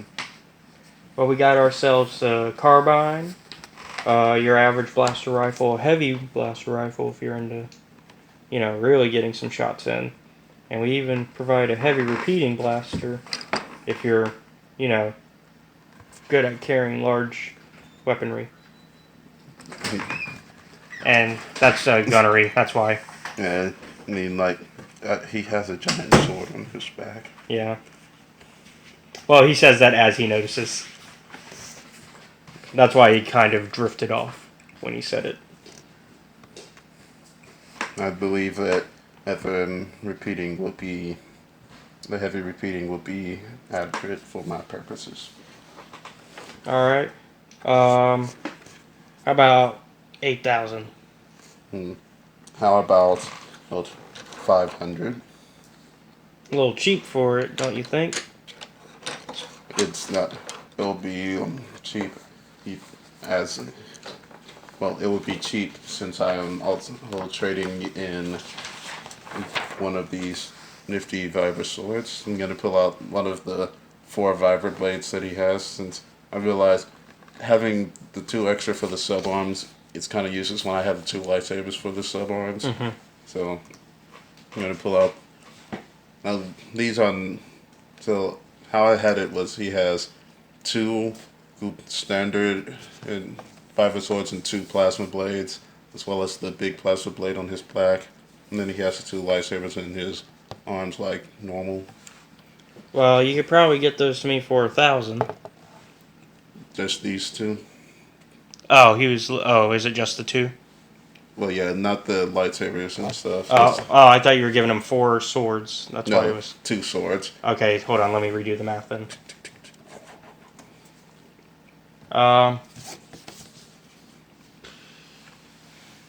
About 500 for that.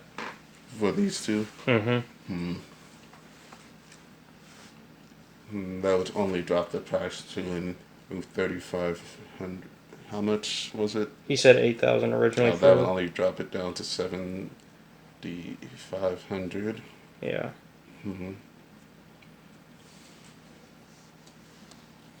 Darn it, we left the swoop bike with the settlers. Which is now destroyed. What? When? Oh, no. No, the people that we left on the other planet. I heard something. Might be the brother of mine. No, nobody there. Okay. Anyway. Wait, you left the swoop bike on the planet I was on? No. He left it on the planet that they dropped off the villagers at. Oh, their pit stop. Yeah, the pit stop. The armed pit stop. So, yeah, you don't have that to make a deal with. Mm-hmm. I mean, you could always negotiate. How about this? Let me negotiate you down to a cool 4,000 credits. For the blaster? Yes. You could always negotiate them up also on what you're selling, by the way. Mm-hmm. And, okay, let's do that first. These are Viper swords that are in the possession of the illustrious C2, Lieutenant Admiral of the Empire. Is that your negotiation? Yes. Okay. So 5 yellow, the 5 green. Sorry. Just 5 green, yeah. Yeah. Do you want some help with that? Oh, did you come as well? Well, yeah, I was gonna follow you around. Oh, okay. Well, even though I gave a setback because the guy has no clue who that is, you still managed to negotiate him a little bit. So he said, what was it originally, 500? Yeah, 500 for both of them. I'll give you 1,000. And this, and So that'll bring the guns down to 7,000. yeah, and this rifle, is it not a salvaged good? Yes, but we've built it completely from scratch, and it's almost better than brand new. May I inspect On a it plane then? like this, I would highly doubt that. Alright, so you go ahead and inspect it. Alright, so what do I need to use? That would probably be a... Mechanics? Yeah, that'd probably be mechanics, because it'd be your knowledge of... Alright, so 5 yellow.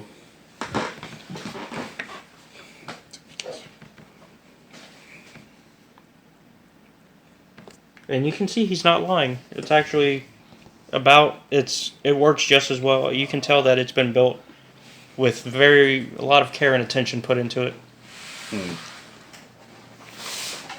This is fairly decent work. Yeah. It may take some time to calibrate it though. How about I give you 4,000 for it? I can bring it to 6,500. 6,500. What if I throw in? I do have some extra droid parts. Alright, so he looks at what you've got. I'm gonna sell him the 2 normal droid legs that used to be on the Solo before I went and bought those diverse jointed ones. Well, double jointed. Alright. How much are you trying to... 500 each. These are pretty decent legs. I mean, all the frick armor plating has been stripped off of them, but they still are really good, built for combat.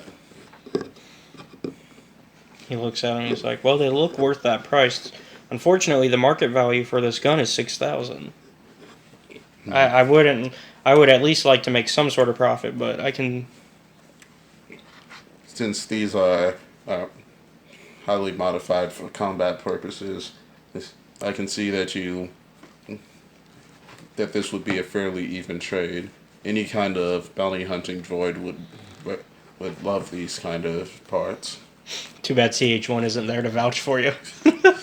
Yeah, CH1 were here, I would probably just give them to her. They're better than normal legs. Yeah. So... They have jump boost on them. You can jump twice as high as normal. I guess with that deal, I'll be taking a loss, but we can do 5,500. Alright. That is more adequate. So 5,500. Don't feel bad for the man who, for all you know, has a family, and now he's not even going to profit off of this deal. Wait, He wasn't going to 5,500? anyway, he's going to die. Okay. So Yeah, because because the market value for that gun is 6,000. They always start higher than market value because they want to make a profit. No, I was saying more of this planet's not lasting very much longer. Doesn't mean, the man doesn't know that yet. He's just trying to take care of his family. Does he have even money though on I the could have planet? easily just paid for that at the Yeah, I know prices. you could have. I know you could have. You probably could have paid him the original price that he asked. Nah, I mean, I still have 900K. Although, I wonder, would that put you at a loss, though, with all the taxes that are eventually going to have to be paid? I don't know. As long as I spend it on tax-deductible things. I don't think a heavy repeating blaster is tax deductible. I mean, it kind of is if I go to the tax office and And you claim it's for work? You just claim it's for work purposes. Yeah, it is for work purposes. Porpoises? Yes. It's for work purposes. Okay, cool. Porpoises are the best. It's definitely better than dolphins. Yes, Michello doesn't know the difference between purposes and porpoises. So when he writes it in, he's going to write for work purposes. No, he'll probably spell it the same because he won't know that the pronunciation is the issue. He'll know that how to spell it, though. Basically, anything that Mattel does for the company comes out of C2, since C2 technically owns Mattel. Technically. All right. Also, so that way you can get the stats.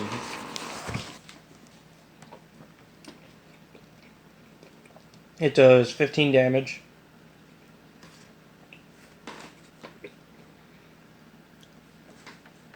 Let me know when you're ready for the next thing. 15 damage. 2 crit. Long range. Wait, why am I writing this on C2's?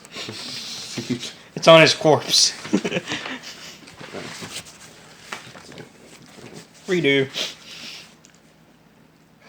Also, you know you had one in storage, right? From my previous character? Oh, a heavy repeating? Yeah, that was Splash. Didn't Talon take all that stuff? Yeah. Yeah? So then right now it's in Talon's possession.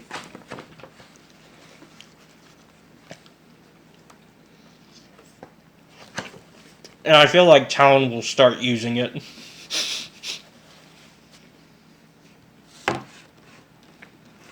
You said 2 crit? Mm-hmm.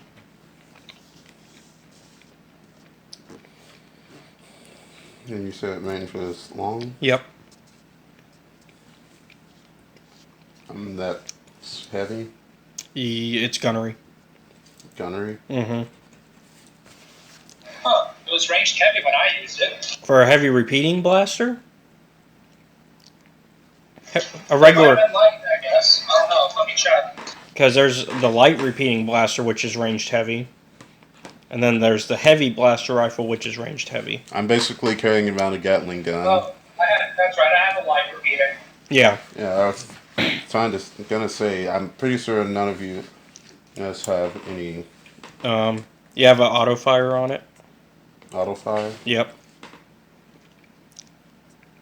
We're not going to worry about... Well, you know what? Cumbersome 5, we usually don't worry about that stuff. But just so you know, it's there. That just means you walk a little bit slower whenever you're using it. Well, as long as you're carrying it. Well, I have speed boost legs, so it's not gonna be that different. Pierce 2.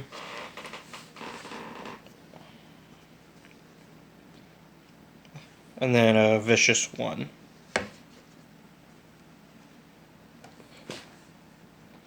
Which means whenever you score a critical injury or hit, you get to add 10 times rating to the result.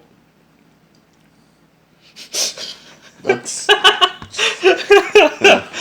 I would say scooting it because it's a good, just for aesthetic purposes, but man, that's. What was that stat? Vicious?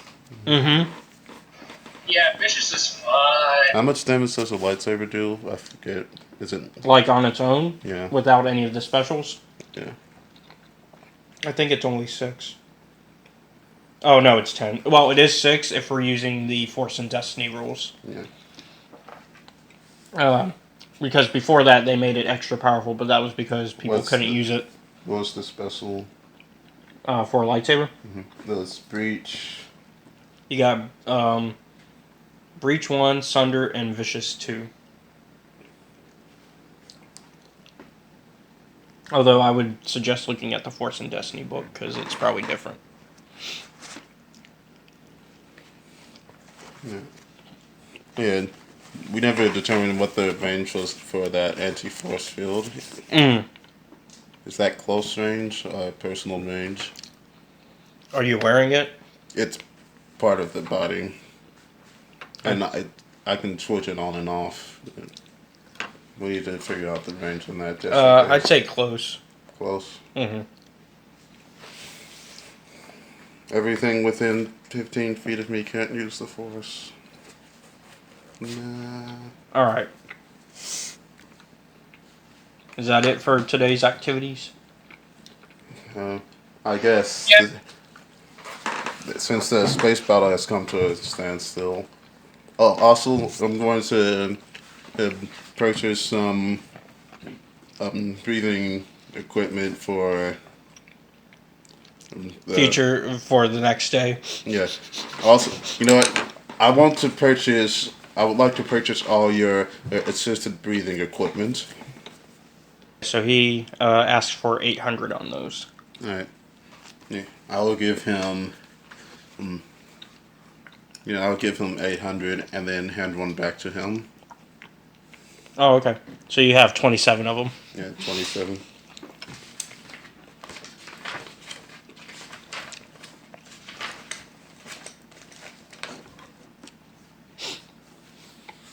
Are you just trying to make sure nobody else can survive on this planet? No. I'm going to say you'll need this. What about my family? How many? 2 more. Thank you. Like, he's confused, but he's gonna trust that because based on your appearance, he can tell that you're probably not lying. Yes, this owl-headed droid that had. Actually, I didn't send the picture to the chat, did I? No. But there's no reason for him not to trust you, essentially.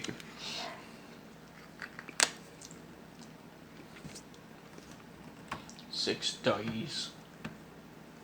Well, we're not quite on 6 days left, but we're about to be. Before it all goes south. There you guys go. That's a picture of Marcello. Marcello.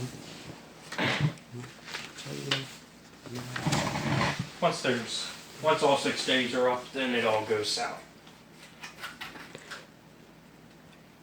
Because at that point, isn't it going to become a thing of basically your flesh should start just like being... Yeah, the atmosphere will be completely gone. Your flesh will be boiling at that point.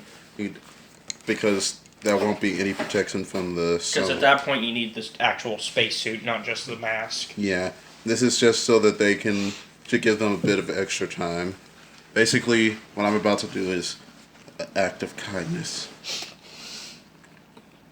You know what? Because you showed kindness to them, go ahead and take some. Go ahead and take 5 for your morality.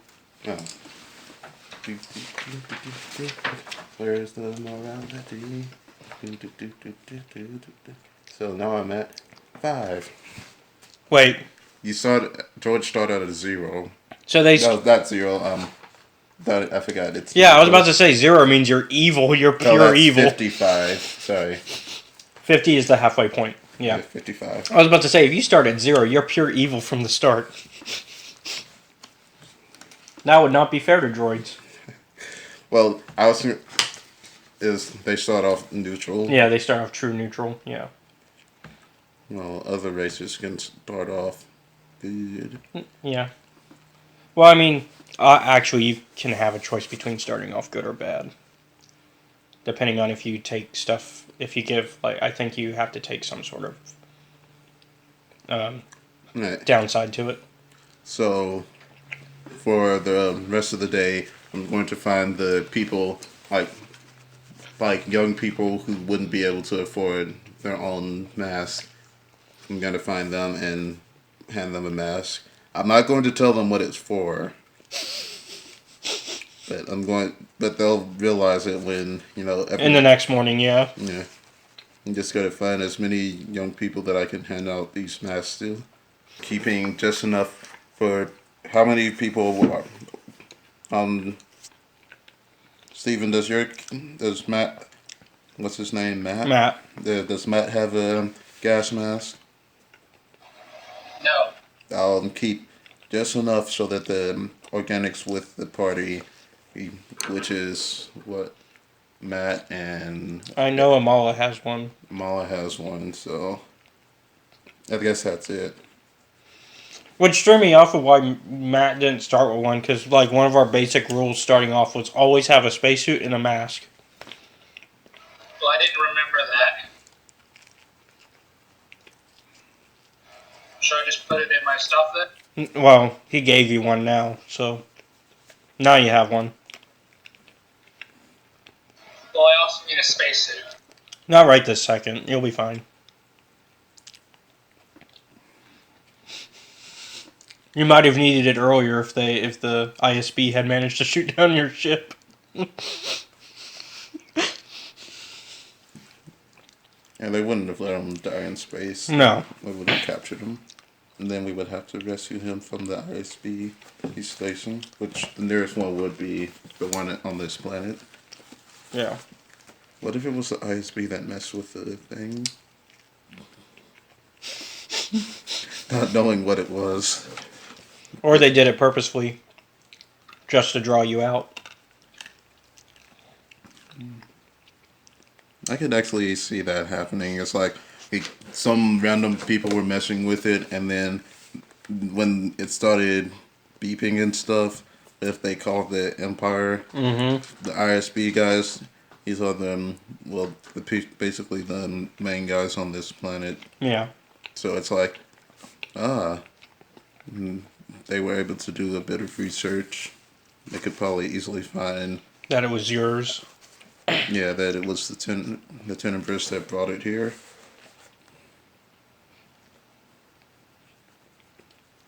And then they just did the math. And were like, well, the Tenebrous equals Karkar. So we'll draw him out this way. Because he's not going to want it to go wrong.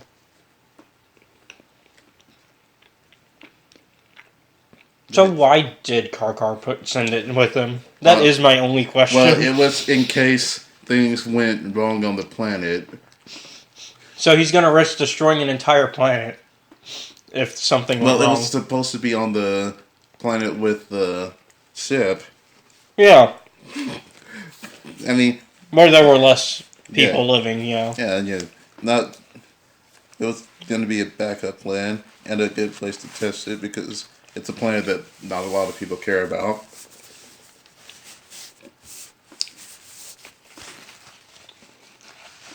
Alright, well, whenever you make your way back to the base, I assume after you pass out the breath masks, that's when you do. So, yeah, you see Norda, and he walks over to you and he says, "Hey, you ever seen a Jawa trade skiff? Hold on, my camera. Okay, they're one of the few things that qualify as sightseeing on this planet. You never know what they're gonna dredge up, and half the time I think they should wear a hazard suit to meet them. I should wear a hazard suit to meet them. Still, occasionally they find something really, really good. There's a few skiffs pulling up to number 2 alcove. Come with me. See if they've anything interesting this time. Who knows? Maybe they give you a deal on something to bolt to that rust bucket ship of yours." I look over at the chrome from the blue starfighter. I do not think that my ship needs any additional parts. Well, Norda leads you to the middle alcove, number 2, anyways. Where the curtain... Hey, someone here does. Where the curtain... Yeah, somebody needs ship parts. And who said he was talking about yours? He hasn't seen the other ships. He hasn't seen any of the ships. I guess. Anyways. The only one he would have been told about would be the Starbright. No, because he would have been told about Chiari's. Oh yeah, that too. Anyways, where the curtain... Yeah, so anyways, you see a curtain pulled aside to reveal 3 large repulsor lift-powered skiffs floating along the edge of the alcove. They look similar to the skiffs you saw while you were trying to get here. One skiff is piled with parts and equipment that appear to be from starships and vehicles. The second has a collection of all manner of crates, tanks, and containers. The third skiff is covered containing droid parts and chassis. The Jawas are ready to receive guests and frantically wave at you to come aboard.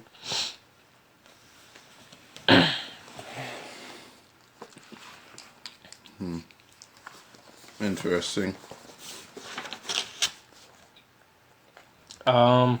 Perception check. Perception. Perception is my middle name. 2 yellow.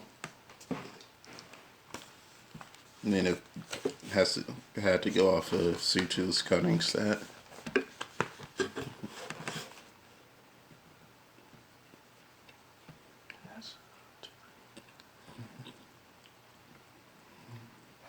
You said perception? Yep. 3 yellow, 2 green.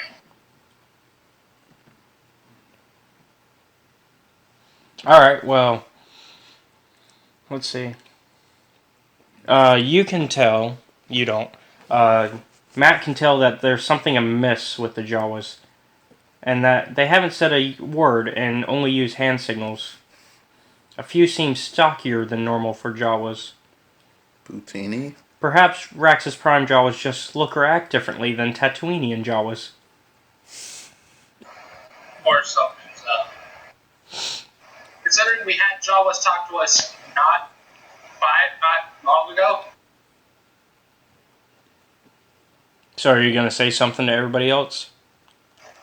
Yeah, I'll let C2 know, or whoever. Masala, yeah. Oh. So you let Masala know. That is passing strange.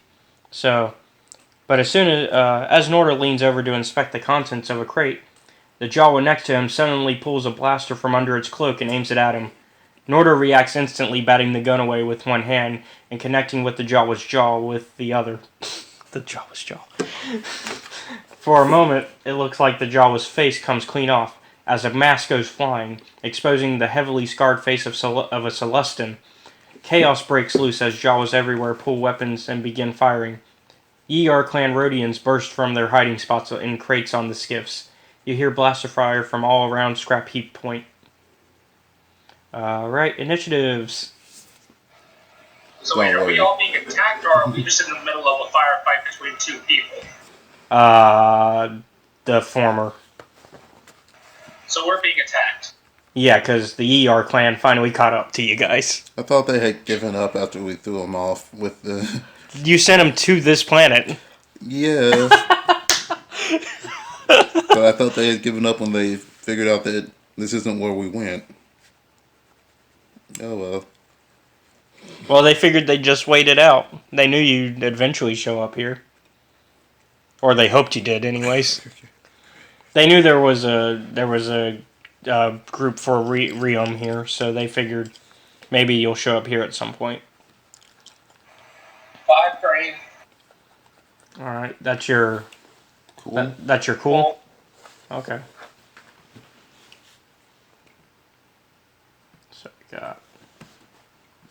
Wait, 5? Oh, green, my bad. Yeah, I was about to say, wait a minute. That's a little much. That's still not bad. So the Trandoshans are going to get to go first.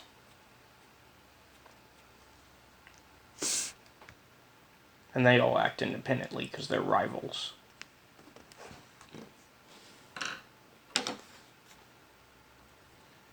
So, let's see.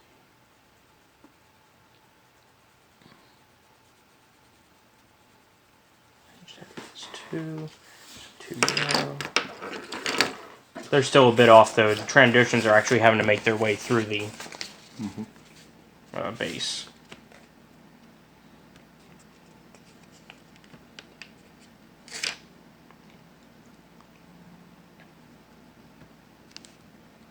One of them manages to hit... Who are they attacking? They're attacking... Marcello.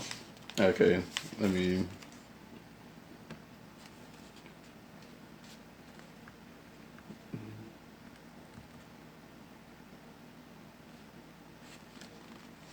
What did I put my +1 to a characteristic in?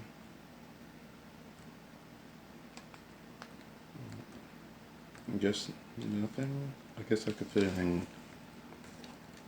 Cunning? Willpower. Because willpower is for what you use for strain, right? Mm-hmm. That'll bump my strain up by 1 to 20. So what do we got going on? I'm making sure that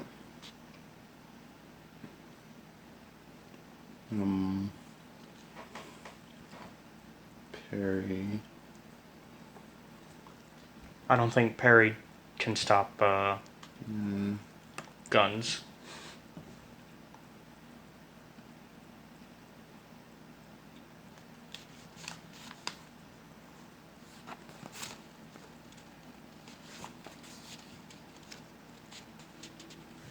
Okay, I can't remember that I had that open. Alright. It's that. So they hit me. Yes. Alright, I have a soak of 7 and personal shielding against energy weapons for 3. Okay, so you got 3. Yeah, that's for the defense. Mm-hmm. So 3 total damage. Hold on. 3 that you defend from. Yeah. Yeah. And then soak of 7. So 8, 9, 10 that you can defend from. Let's see. So they did. Oh yeah, they got a triumph. So that's a. I count that as a triple.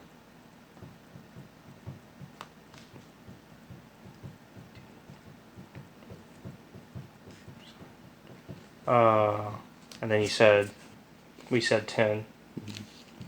So that only does 17. 17 damage. Mm-hmm. They managed to hit a really good spot, essentially. And seeing you weaken, they're going to target somebody else. Well, the next guy completely misses. So, following that, 6 of them completely miss everybody. This guy misses, and what does he do? He actually doesn't get a turn on his next one. So, and then 9 misses. 10 barely hits. And he'll skip a turn as well next time. And that was aiming for Matt.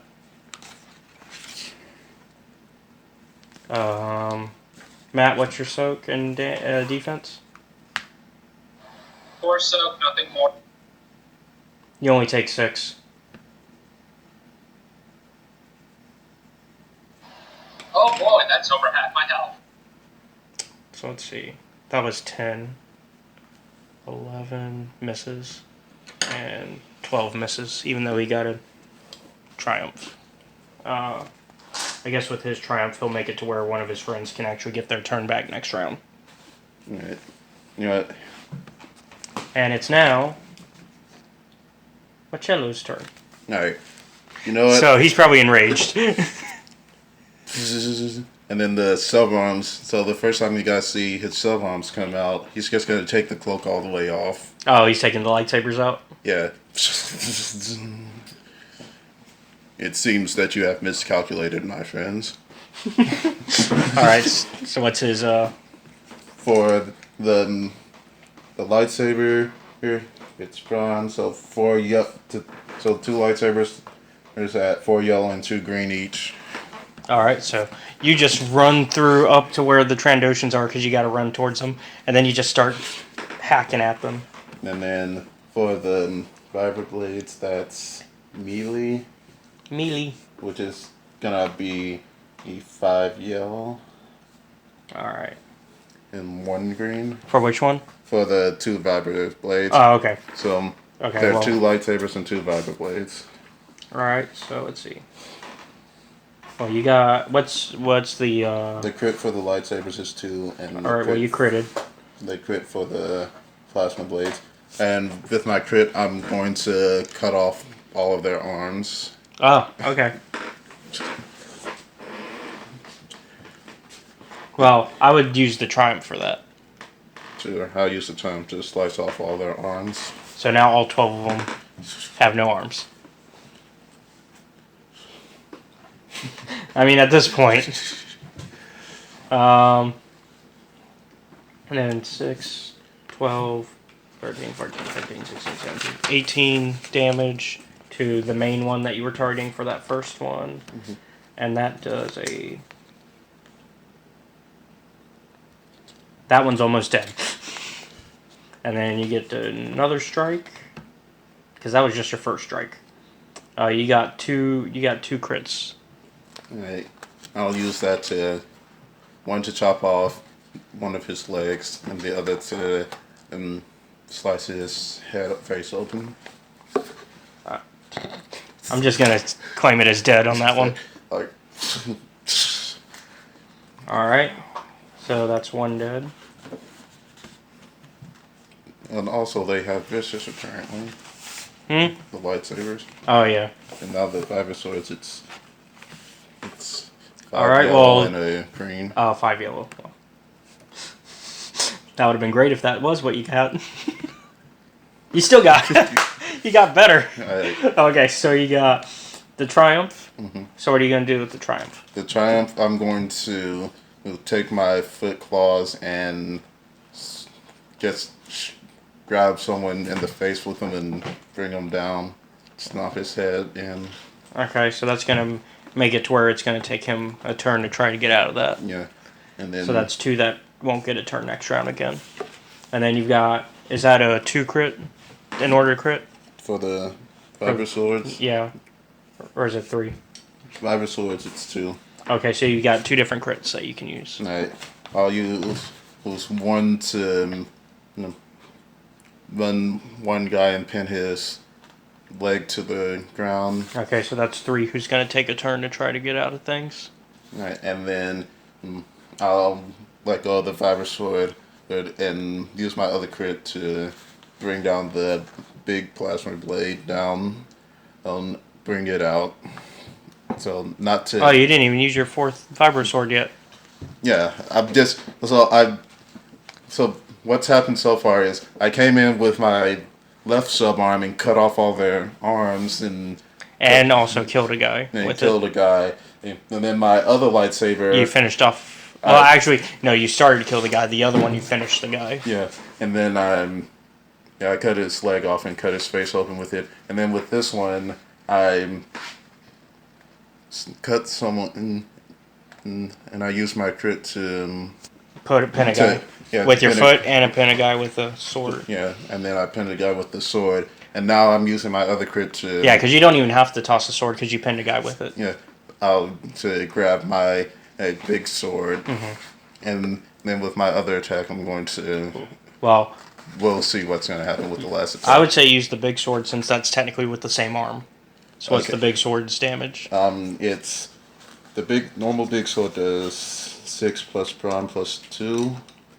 So that's 6 plus my... What's the brawn? So 5 plus 2, so at base 11. 12, and it's 13, crit 14, 15, at 16. 3. Well, we can't. I mean, yeah. We're using whatever's left. Yeah. So you would have 16 damage that you get to use. Alright, so just bring it down on...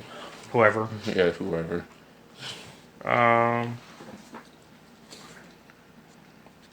That guy still survives with 4. And then my last... And then you got your last turn. Let's see what you get. Another Triumph. Alright, so I'll use that to skewer a couple of the Rodians against the wall, I guess. Okay, so that leaves 4. You know, this kind of reminds me of that one time Grievous dropped in on those Jedi Masters. Yeah. Alright, so you've got... And then you've got 2... Wait, you tossed your weapon? Yeah, I have the big sword now. It technically takes 2 hands to wield. Okay, so you've got 2... You got 2 crits. Well, what's the big sword crit again? 3. Oh, so you got 1 crit. Alright, so it's like swing, and I'm going to use the crit to, I don't know, cleave. So slash across. Okay, so that's another guy down? Yeah. Who are you cleaving, I guess, a Trandoshan? Yeah. Because, I mean, that's who you're closest to. You'd have to run back to get the Rodians. And then you got 1, 2, 3, plus the 10? It was 11. So it's 14. So Okay, so 9. That kills the guy that you damaged last time. So yeah, There's now 9 Trandoshans. Yeah, wish I've all been disarmed. Yeah, literally. Though there's still the Rodians to deal with, Yeah. though. It is Matt's turn. Wait, there are still people left? Yeah. Well, yeah, I'm only clearing half of the room. I can't take the whole room by myself. I'm not that fast. There's still a whole bunch of Trandosans on the other side. Not Trandosans, Rodians. Yeah, the Rodians. Alright, quick draw blaster, and I am opening fire. Alright. Give me your... I suggest you find yellow, cover. 2 green. What's that, Keontae? I suggest you find cover. Oh yeah, I'll find cover too, but I'm still gonna fire. I'm gonna fire while I do so. What's the crit on it? Crit of 3.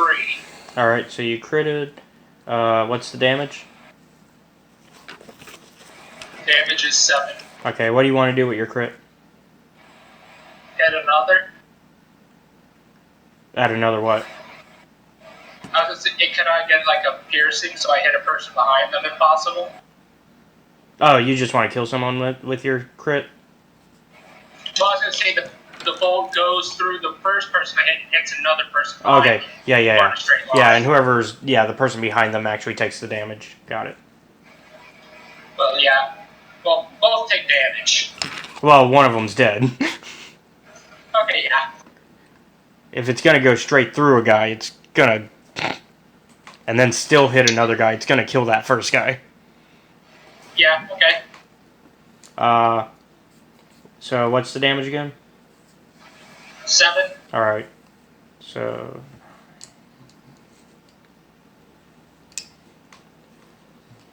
Just enough to kill that guy, too. And then I'm into cover. Alright. So there's 2 Rodians left. And now it's the Trandoshan's turn. Well, actually, it's the guys that... It's the Celestin and your friend, the Rodian that's on your side's turn. Norda's turn. So he's got his pistol, and he's going to go ahead and fire at him.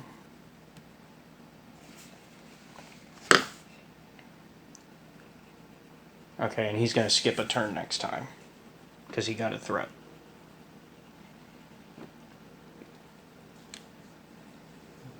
And that is... So he shoots at Norda and hits him. And you see Norda get shot. And he starts to grab at where he was shot at. And then he fires back. If any of you are actually watching what's going on between the Celestin and Norda. I'm guessing you're probably... Machello's probably too busy in the fight. Yeah, I'm fighting a whole bunch of Trandosans by myself, mind you. Oh, let's see. Oh yeah, this is fine. It's just a whole bunch of Trandosans. Nothing bad. Like maybe the third physically strongest race in the galaxy. So he's down to that.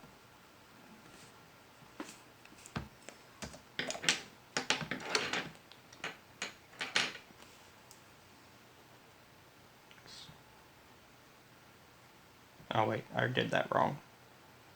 He actually went down to that. He went down to that. Impossible. Alright, now it's Norda's turn to shoot. Alright, and he also has just a blaster pistol. What's up with these guys? Why do leaders always only carry pistols?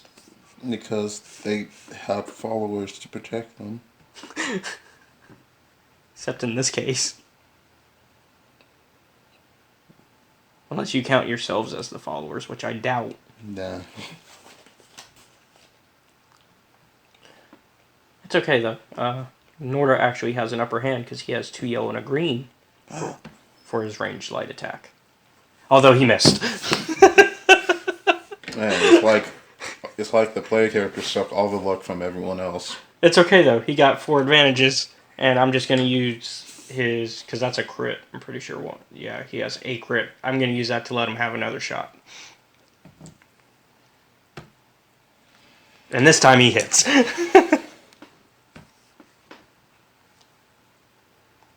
And then that does.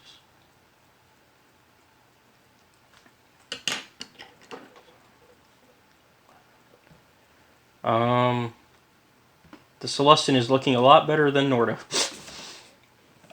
Even though they hit for the same amount of damage. And he's not going to jump into cover. Well, at this point, Norda's going to use the rest of his turn to... No, because he's too busy trying to defend everything. It's actually the Trandoshan's turn again, who decide to run away. Well, hop away. Well, no, you only took the leg off of one of them, right? Yeah. Yeah, the rest of them just decide to run away, and the one that has one leg hops away. What about the 2 that are pinned? They're going to take a turn. Actually, 3 of them take a turn. They can't do anything, so 3 of them are stuck there. Until their next turn. I told them they miscalculated. Now it's Machella's turn. Alright. So we've got 3 Trandoshans, 2 of the ER techs, the Rhodians, and then the Celestin, who's very clearly the leader. I'm going to look down at the Rhodian whose foot I have. You mean Trandoshan? The Trandoshan whose foot's been with the sword. Like, does he look like he's trying to put up any kind of fight? No, he's just trying to get away. I'll look at the Solarian. The Celestin? Celestin. I'll step away, leaving him. And I'll. You'll leave your sword there with him still pinned? Nah, I'm gonna grab the sword and put it away. Yeah, as I'm And you also have the guy pinned under your foot, so I assume he's free too. Yeah. Well, I'm going to still use his head as leverage as I take my step. Oh, okay. So all So 500 plus pounds of me. Yeah.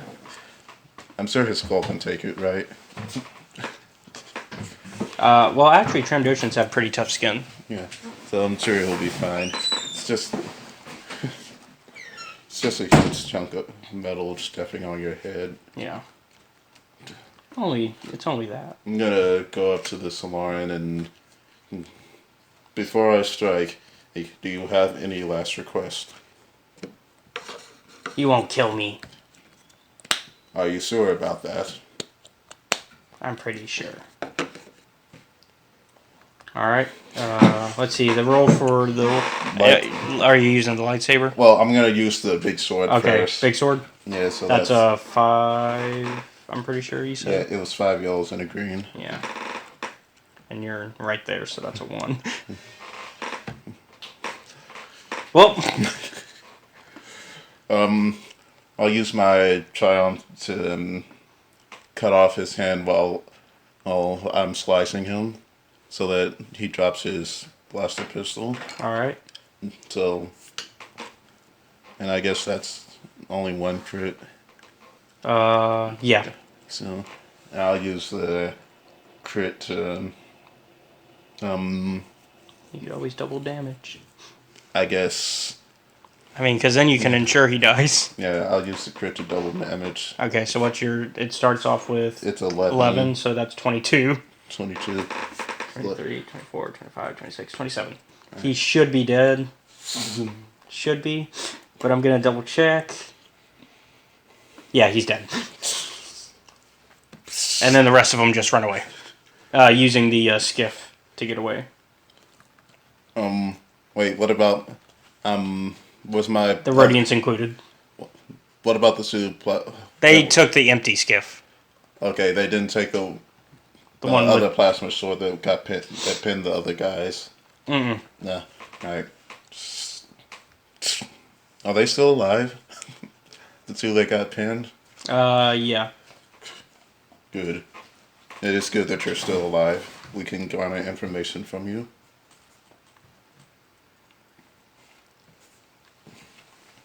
And they don't seem like they're going to be in a revealing mood. Do not worry. I have ways of making you talk, and if not, I will hand you over to CeeLo Black.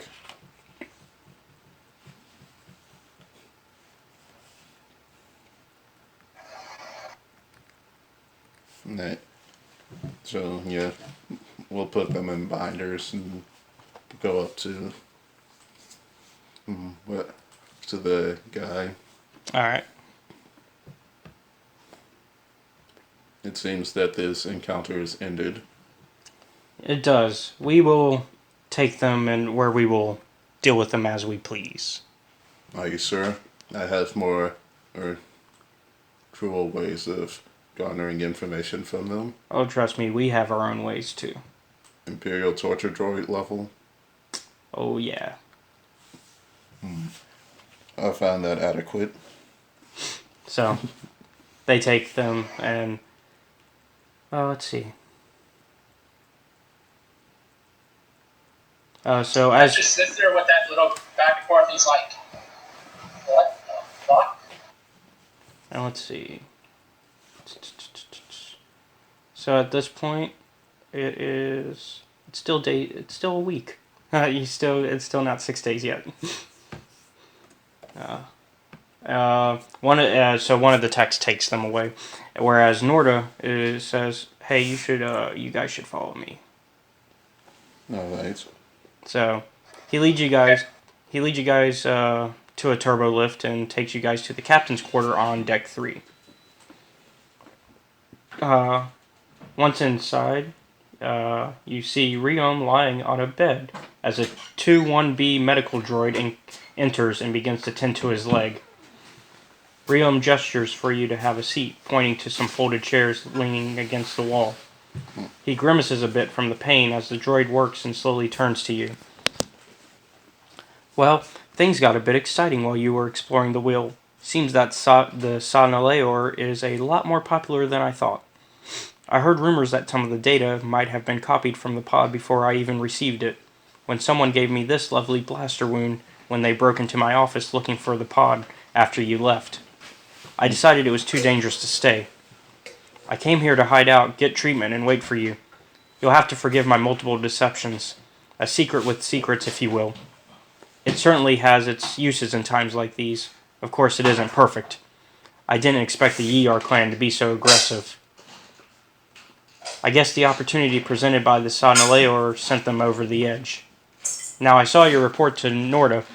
If there is anything else you'd like to share, now is the time. We probably better finish up our negotiations while we have a chance. I must say, things have worked out better than I expected, aside from the trouble here. Yes. Well, while we were unable to recover the captain and the I-3, we were able to recover all the surviving crew members, along with the science team and their data. We also have the recording of the ship as it was going down. What about Kurtala herself? We do have her, but she is currently in the employ of our company. I see. Due to circumstances beyond our control, that was the only way that she would leave the planet while allowing us to take both the data and herself. Well, in that case, give me the data, and I can only give you 20,000. But as compensation, we can negotiate for a brain map AI of her. It will have all her information and be subservient to you without any need for you to have to feed and or otherwise care for it. It'll be able to do all the same research that CU is capable of. We'd prefer the real thing. Trust me, the AI that has been that could be created would be far better than an organic version. Since you are not willing to let us have her. We will just accept the 20. We'll just give you 20,000 for her designs and call it even. Are you sure? This is it. You can also contract her through our company. We are sure. As we would like to have full control over her, and we cannot do so through a contract. Through you. That is why I suggested the AI option. Well, we want the real thing. You are not being very reasonable, Mr. VM. Why can't you take the AI and we take the real? Because the contract between our two parties has already been fulfilled. We cannot renegotiate the contract at this early in a stage. Except you knew that we wanted her from the get-go. Yes, we did. But as your deal was with C2, and as he has perished under in your contract it seemed more important than getting the required personnel. Norda, what was the deal you made with them? Only for 15. Fine. They only get 15. And they hand you the 15. Yeah. And he takes the prototypes and designs with him in return.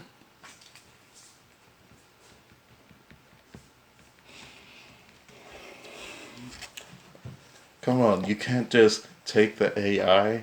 The AI is better. They wanted her.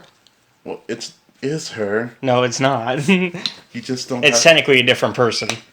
Technically, but it's all her thought patterns and everything. It will think just like her. And we would only use it a little to get inside information on their company and its workings. Anyways, suddenly you hear from over the comm link, tech speaking, Riom, more trouble. We detected a TIE fighter patrol searching the area. It will be, static cuts in. Minutes left before it pegs our location. Not sure what tipped them off. Probably fighting. Riom sags a bit and then says, got it. Maybe our friends here can help. Great, because we're going to need all the help we can get. Scrap heap point's done for. Our escape plan took some hits in that last battle. Any of those people on an engineer or technician? I know my way around technology. Well, we need some help pushing debris out of the way, if nothing else. Sending damage report to your datapad now, Riom. If I may, you can, if you would like to contract our company's services, we do have a Galaxy class as tech mechanic and computer specialist. No, thank you. I'm already taking losses from the last time I contracted you. Do not worry. As this is a fight with the Empire, our resources will be far more exceptional than what one man can give you alone. Well, Riom picks up a nearby datapad and winces as he looks at you. Well, I've got one more secret for you. Our little wrecked Corvette here may not look like it, but she'll do. This thing is operational, or it should be. We've never exactly had a chance to test the repairs, but looks like we're going to now. That patrol is just the beginning. We don't have much time. We need emergency repairs before we can launch this thing. You up for it? I know you have your own transport, and you'll need to get that out of here. I'm not willing to leave all of this behind, even as shot up as it is. Help me out and I'll make it worth your while. We'll jump to one of our emergency rendezvous points in deep space, ISO 1, about 15 light years from here. From there we'll be able to call in our techs and you'll be free to go. I'd be up for it. As a service to your losses,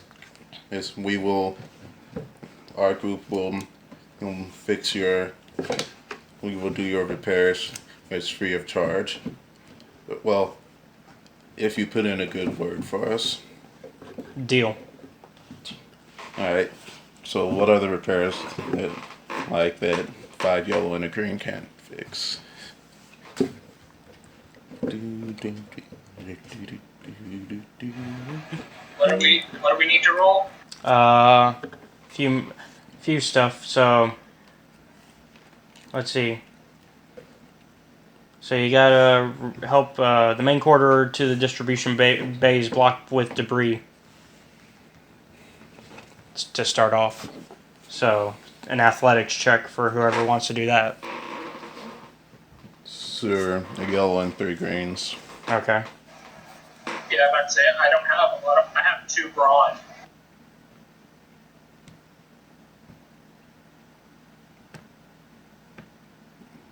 All right. That's Yes, out. 1 yellow. Oh. I don't know why I put that. Either way, you would have had it. Yeah. I mean, all right. Well, that's 5 minutes to move the debris out of the way. In the meantime, Matt, the distribution bay door is damaged, and there are 2 options to fixing it. To keep it functional, a difficult and delicate repair to the door sliding mechanism will require a hard computers check. Or you can, if time is too critical, it can also be welded shut with an average mechanics check. How do the computers that? Unless you have a better computers. Well, you're doing the 5 minutes of pushing right now. Oh, okay. This is at the same time. All right. Honestly, given that I hacked Kiari's ship twice, I'll take computers. Okay. And I don't know if my fees will work. All right. So what is it? Like my code breaker and bypass security. This is well, you're not really code breaking, or you're kind of just trying to do repairs.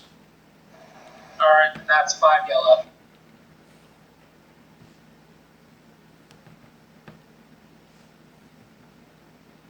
Is it Marcello yellow? No, it's mellow yellow. Here goes nothing. Yep, you did it. Okay, it's going to take 20 minutes to complete. So, If only Tom were here, he can finish it in a fourth of the time, which will be 5 minutes. Well, I do have, well, what was it? either it's not a matter of that. It's a matter of even if you succeed, that's how long it's going to take.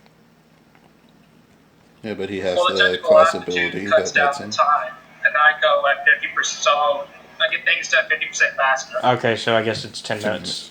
All right. Well, after the first 5 minutes, when you finish moving the debris, the TIE Fighter Patrol zeroes in on Scrap Heap Point. It notifies ISB and then makes slow passes trying to discern details of the alcove. At this, I'm going to have So right now they're just zeroing in. They don't know where you are yet. I'm gonna have the Black Star still in stealth mode. Find a place to Start getting ready for pickup. yeah, and if there's enough time, dock with this ship so that we can get to it while they're getting out of here. Are you going to let everybody else that's on the... Because Susan's ship is also on planet. Oh, so is that going to pick up your old ship? Susan's not on planet. Susan's docked in space. Did she just drop you? Oh, yeah, that's right. What about the ship that you dropped off with? That's a Black Star. The Oh, ship okay. that we like the Naboo, the modified Naboo Oh, Starfighter yeah. is the Black Star. Okay, got it. Then you have the Starbright, which is the normal Yeah, ship, yeah. and then you have the Tenebris still in orbit as well. Okay. So that ship's getting ready to pick up. Be ready to pick up. Are you going to let the main ship crew know? Yeah, I'm going to let them know that the Black Star is going to probably either be docked with this ship when it takes off, or it's going to take off separately. And it's going to be time to start getting ready to head out. Yeah, and I'm going to let the Tenebris know? I'm going to tell Ismail to tell the Tenebris to assist in their escape. All right.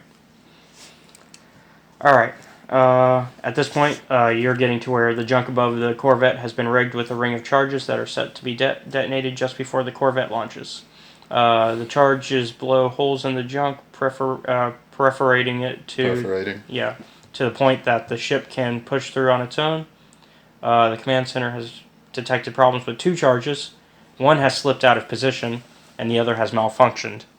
One charge is directly above the ship's bow. The second is above the main engine section. Both require someone to use an upper escape hatch to exit the ship, then make a hard athletics check to climb up into the junk pile to reach the charge. I guess I'll I don't know if it probably wouldn't be possible for the Black Star to do that for them, but I don't know. That would be kind of dangerous. So I'll just go ahead and start making the climb. Yeah. All right. Give it an. What was your athletics again? Yeah. That was a yellow and 3 green. Yeah, yellow 3 green. Man, all these are hard checks. Oh, you're fine. Mm-hmm. All right. It's going to take about 5 minutes. All right. And so while that climb is being done, Matt should be finishing up with the door, and he should be on his way to helping the failing power couplings. Flickering lights. They both should finish at the same time. Well, yeah, you both finished around the same time, but it's easier to just go to you next, have it going back and forth that way. So, well, actually, it actually would be easier just to keep on you. So you managed to finish the climb, and you see the 2 charges.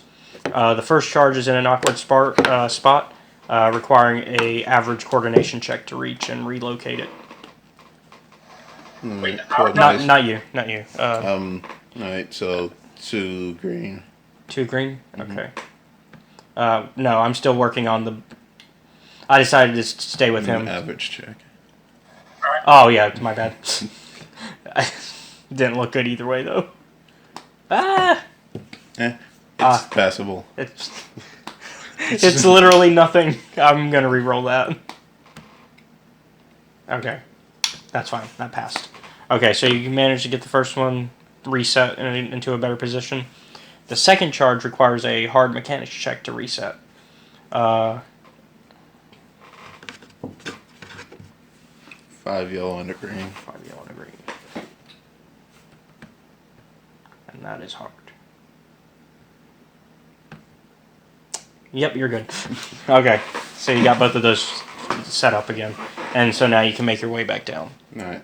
And I'm not going to make you check for that. I'm going to assume you, after the first time, you know how to get back down. I mean, I have shock absorber, so I can just jump down. Yeah. I guess if you're really worried about time. Yeah. And it takes less time, and I take half fall damage, so why not?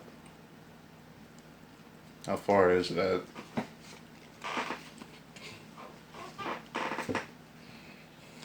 Which one? Oh, the fall from the top to the top of the ship. It's not too bad. Alright.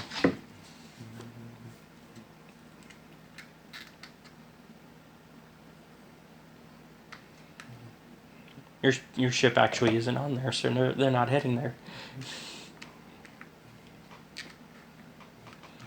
All right, now back to you. So at the same time as he's finishing that, you're starting to work on the failing power couplings. Flickering lights and control panels near the engine room indicate that a critical major power coupling is failing and must be replaced before liftoff. It takes a few minutes and an easy computer's check or average mechanics check to find the bad part. Easy computers of a 5 yellow with technical aptitude.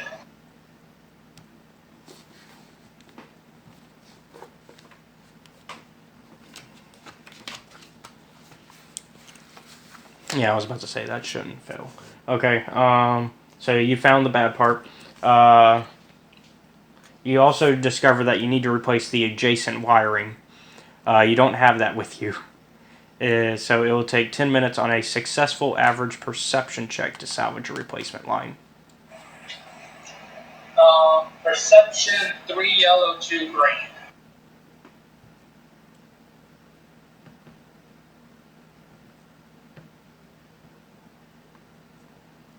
And alright.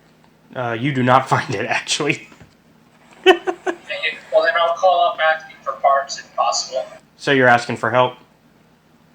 Asking just for the parts to be delivered down here if possible. Well, they gotta find it. I mean, so you're asking for help to find it. Yeah. Okay. It actually is gonna only take you 5 minutes this time, rather than 10 minutes to find it. Alright, so while he's searching for that, you're going to the hull breach. Mm-hmm. The main hull has a breach near the forward port airlock.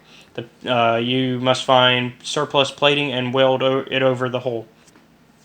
Isotech's best welders were killed in the attack, and Astromech can help, but the repair is too large for it to fix on its own in time. So it will take 15 minutes on a hard mechanics check. If I was C2, I can finish it in half the time. Oh well. So it's going to be 5 yellow and a green. And... Nope.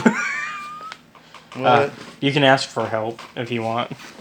Uh, And that'll make it half the time if you do. Sure, I'll get help. Okay, there you go. And by help, I just mean I'm going to re-roll it if you ask for help. Yeah. But yeah, up to 2 people anyway, so... That actually doesn't half it, but it makes it 10 minutes, so that takes 5 minutes off of it.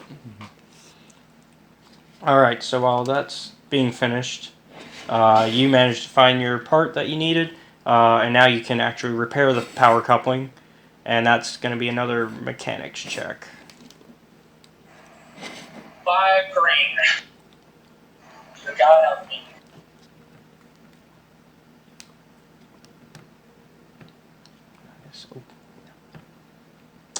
But since you had help, I will re-roll it. And you did it. Alright, and that's going to take... It's going to take 10 minutes for the coupling, and then an extra 5 minutes for the wiring.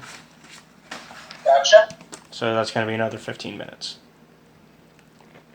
So let's see, where are we at in time? I've lost track. What? It took me... So that's 10 minutes at the end of that. And then that was 15... By the end of what I do now, it should be 10 minutes for it, so it's been 20 minutes. Thank you. It's been 20 minutes total? Thank you. It does matter. Well, I was going to say, because it was 5 minutes for both of our first... It was 10 minutes for my first thing. And then it was 10 minutes... No, it was 5 minutes to get this. Okay. Then it's going to be 15 minutes to fix it all. Anyways, at this point, you hear a message from Isotech that's alerting everyone that they've detected a trio of troop shuttles heading for scrap heap point. Alright. Alright, so... Alright, so he's finishing that repair, and while he's doing that, you're on the hull breach. Which you did finish, didn't you? Yeah, you got that in... So now... Actually, he would have finished his job first when he... So, okay, so after you finish your job, Matt, I'm going to call you your character name. Alright. You go to the main repulsor lift power drop. Power to the main repulsor lifts that aid in launch and landing drops to less than the bare minimum needed to lift off through the junk. Even with full power, it won't be a fast takeoff. Power can be electronically rerouted from the command center in 5 minutes with a hard computers check, or physically rerouted in 10 minutes in the engineering bay with an average mechanics check.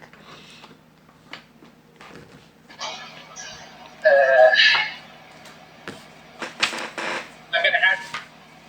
what's the hard computers check? That's the 5... you're actually rerouting it from the command center. No. What's the dice pool? Oh, it's 3 purple that you're running up against. Hard is always 3. I kind of want to do it because I want to get this done. 5 yellow. Let's hope for the best. I mean, you haven't been having trouble with the hard checks that much. Alright, you did good, and you also got a Triumph, which enables you to send a power boost on liftoff. The operator to... You're able to send a power boost on liftoff, adding a boost to the piloting space check when they're launching. Yes! So you actually made it to where it will probably be even faster when they're getting out of here. Speed go fast, speed go fast. Also, this takes about 3 minutes. Alright. Because of my tech aptitude. In that case, he's going to finish that before you're done with whatever you're working on still. So that means you get to go to the medical emergency, where you see 2 Isotech crew members are injured 10 minutes into repairing the sublight engines. A power coupler suddenly arcs, catching them in the energy surge. They fall prone and unconscious under the arcing energy and must be rescued before repairs can continue. It will take 2 minutes and a successful average mechanics check to shut down the arcing coupler. 5 green.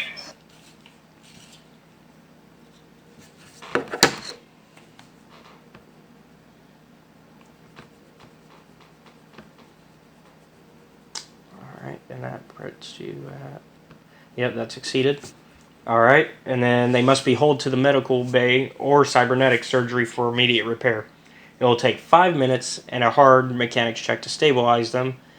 And then the power coupler has to be repaired after that. Hard mechanics? So it's mechanics check. Sorry, medicine. I was going to say. Yeah, sorry, I meant medicine. Yeah, for the treatment, it will be medicine. 5 green. And can he do it?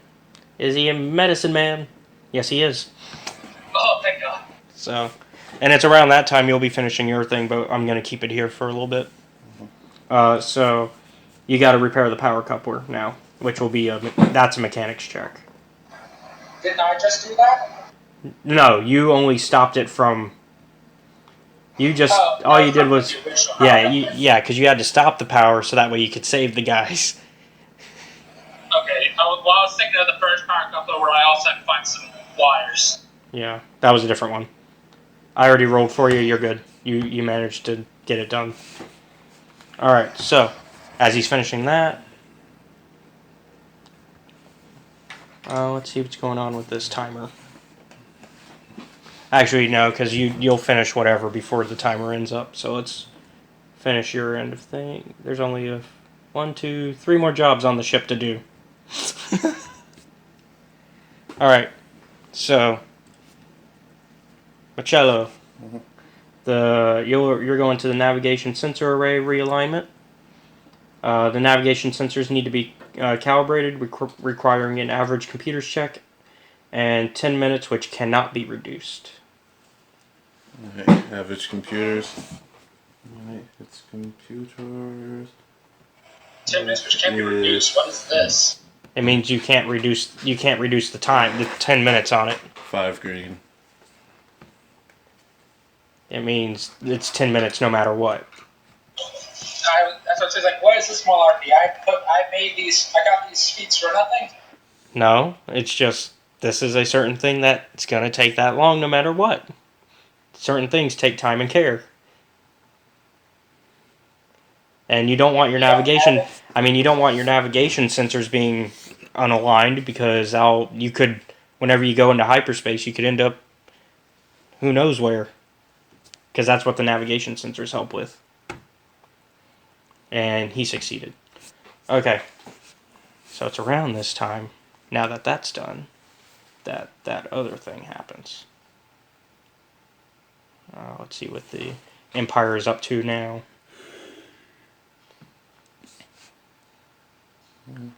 Would it be possible? We have a light side now, right? Yes, you do. Wait, hold on.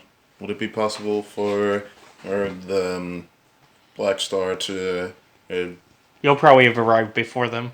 Alright, so I wanted because you know where you're going. They would have had been searching these 30 minutes. Yeah. I'll say it's still in stealth mode, and it's going to be prepared to shoot at if they may find us. Okay, well they have, so. Alright.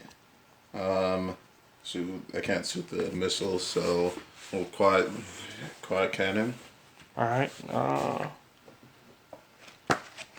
Let me pull up the stats for a shuttle.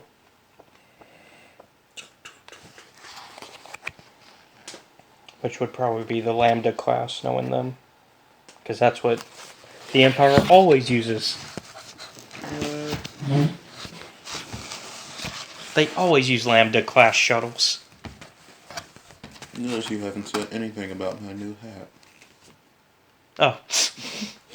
I didn't really get a good look at it until now. So what weapon are you using? Quad cannon. Oh, the quad cannon? Okay. Let me pull up that, because I'm pretty sure it's on the ship's stuff.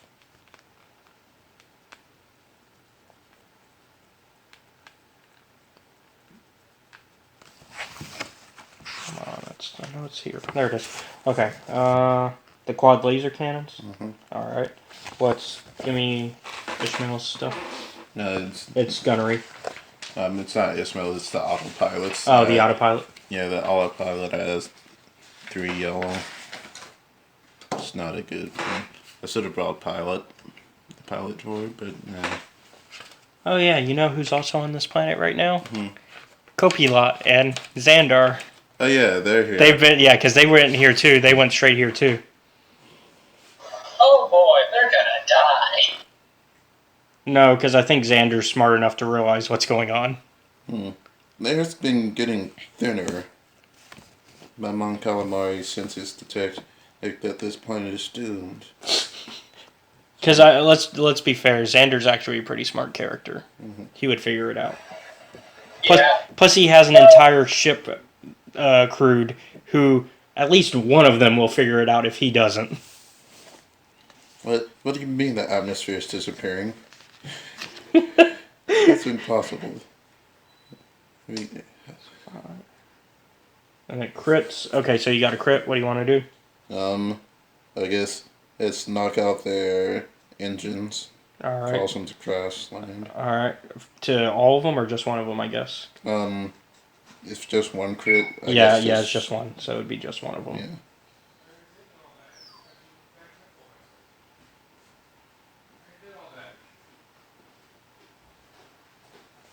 It actually doesn't say how many are coming here, so I'm gonna at least assume 2. So one of them falls, and the other one takes damage. 8 damage you did to it, to the other one. And What's its silhouette? 4. 4. So it's 1 silhouette larger than my ship then? So it actually only does... I think... Does it? Yeah, so that actually means it only did 4 damage. Yeah. Kiara knows more about the ship stuff. Which it's got armor, which means it didn't do any damage, because I didn't count armor yet. So it just... It's the good distraction. It at least took down one of them. Yeah, it's flying around in circles, hitting at them. Yeah, now it's going to attack back. It's like in the movies when you see the ship getting hit by a heavy blaster fire, and it's like the ship's just shaking a little bit, even though you know it should be dealing damage. It's not. Mm-hmm.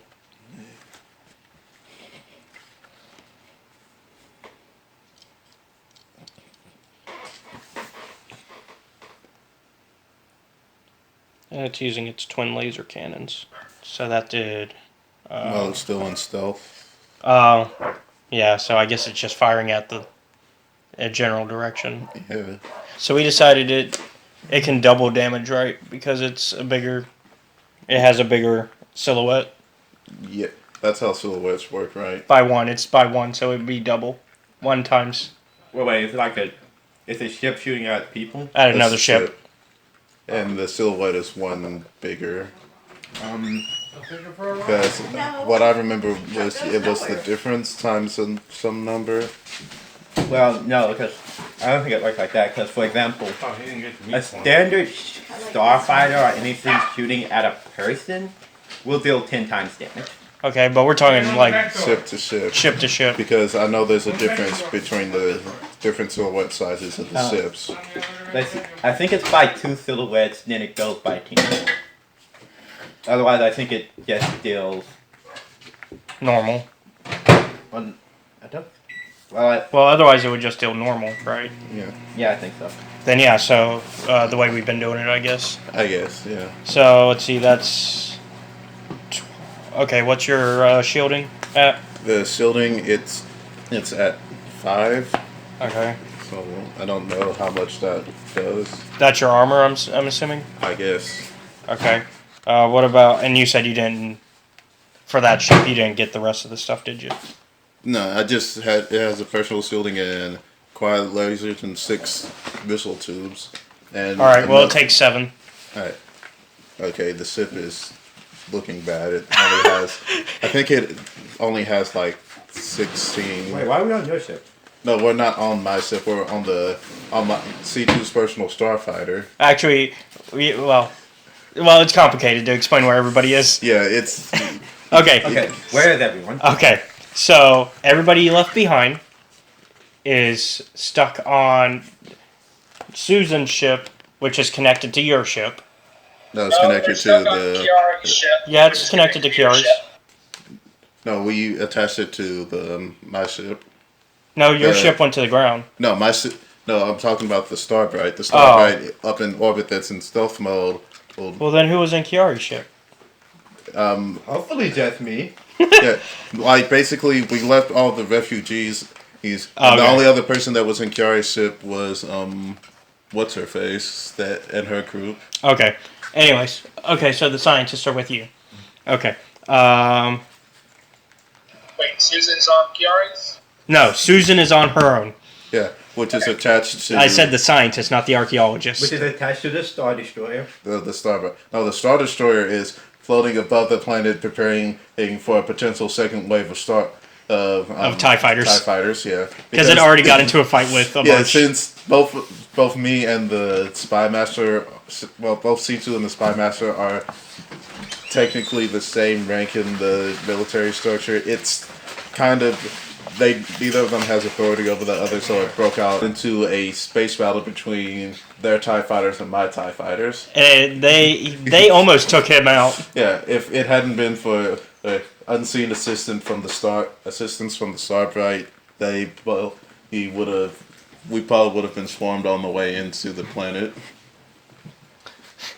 So anyways, it's you, Imala, Matt, and Machello that are with Riom right now. You guys are in Riom's ship that is currently grounded that he's trying to get repairs finished on so you guys can leave as quickly as possible.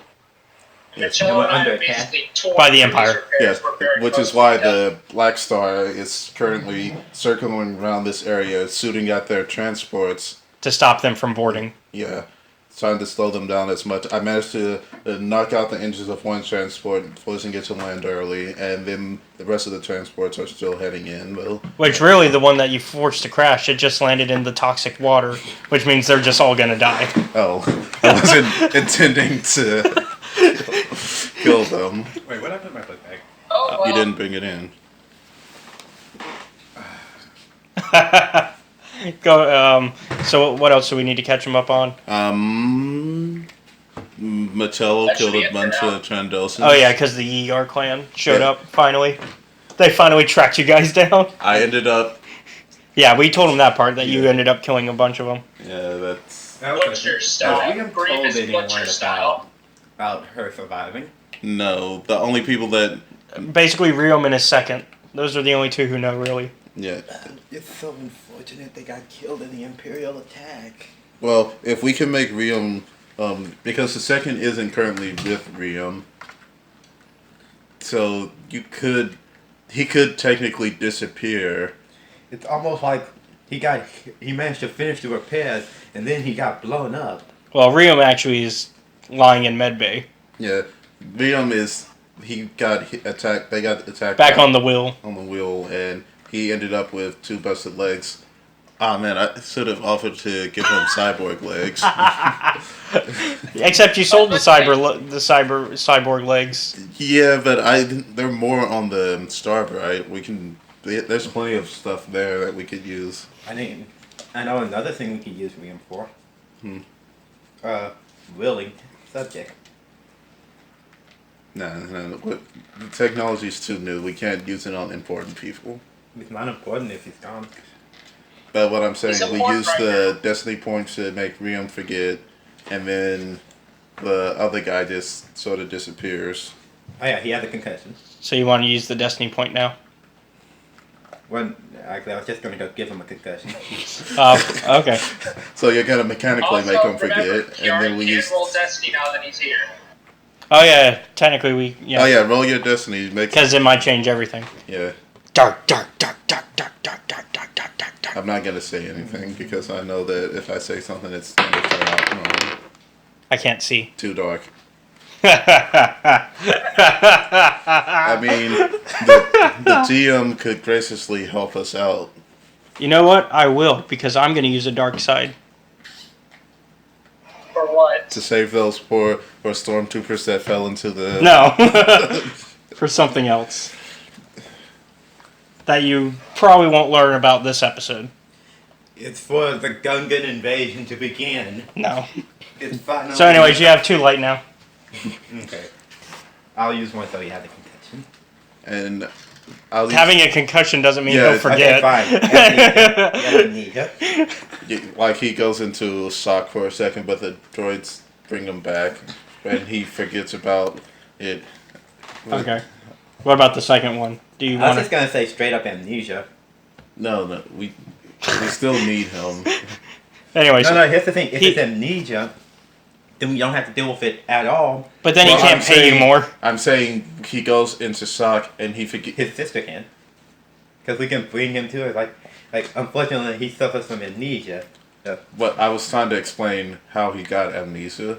He goes in, like, all the excitement causes him to temporarily go into shock, and when the medical droids revive him, he comes out of it having forgot what's happened. All right. Well, you got 1 light left. Is that going to be for the second?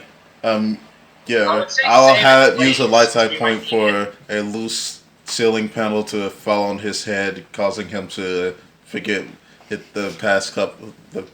what's happened the past few hours. Man, you guys are really nice, by the way. You didn't have to let the second live, but okay. It's like... Like, I would assume you guys would have just been like, oh, it just kills him. No. Because you don't need the second alive. Yeah, but I'm... Like, we're not like certain other people in this group and just randomly kill off of NPCs. That get in the way? Yeah, it's like... And besides, if we really were just going to do that, I'll just say, everyone important, put on your breathing mask. They tried to take the ship off. It failed. Yes. One of the engines blew because they took off early. So the... had to fix it again. Yeah, had to fix that again. Somebody else piloted the ship and they took off fine. Yay! The person who piloted the ship the first time and messed up took over guns as they got shot by TIE fighters and killed all the TIE fighters.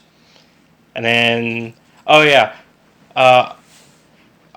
They used a Destiny point to make both Riom and his second forget about Kratala being alive. And how did they forget? Oh, yeah. So, here's the canon way of how it happened. Imala used her lightsaber without turning it on to what did she do? Stab it in the leg, I guess? Yeah, it's... In Riom's leg. Yeah. And it caused Riom to go into shock. And then Imala, as the nurses were coming in to help Riom, Imala attempted to climb up into the ventilation shaft.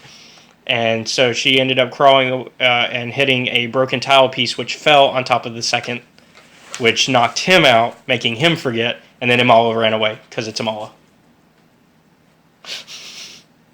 I think I recapped most of it. They met up at ISO 1.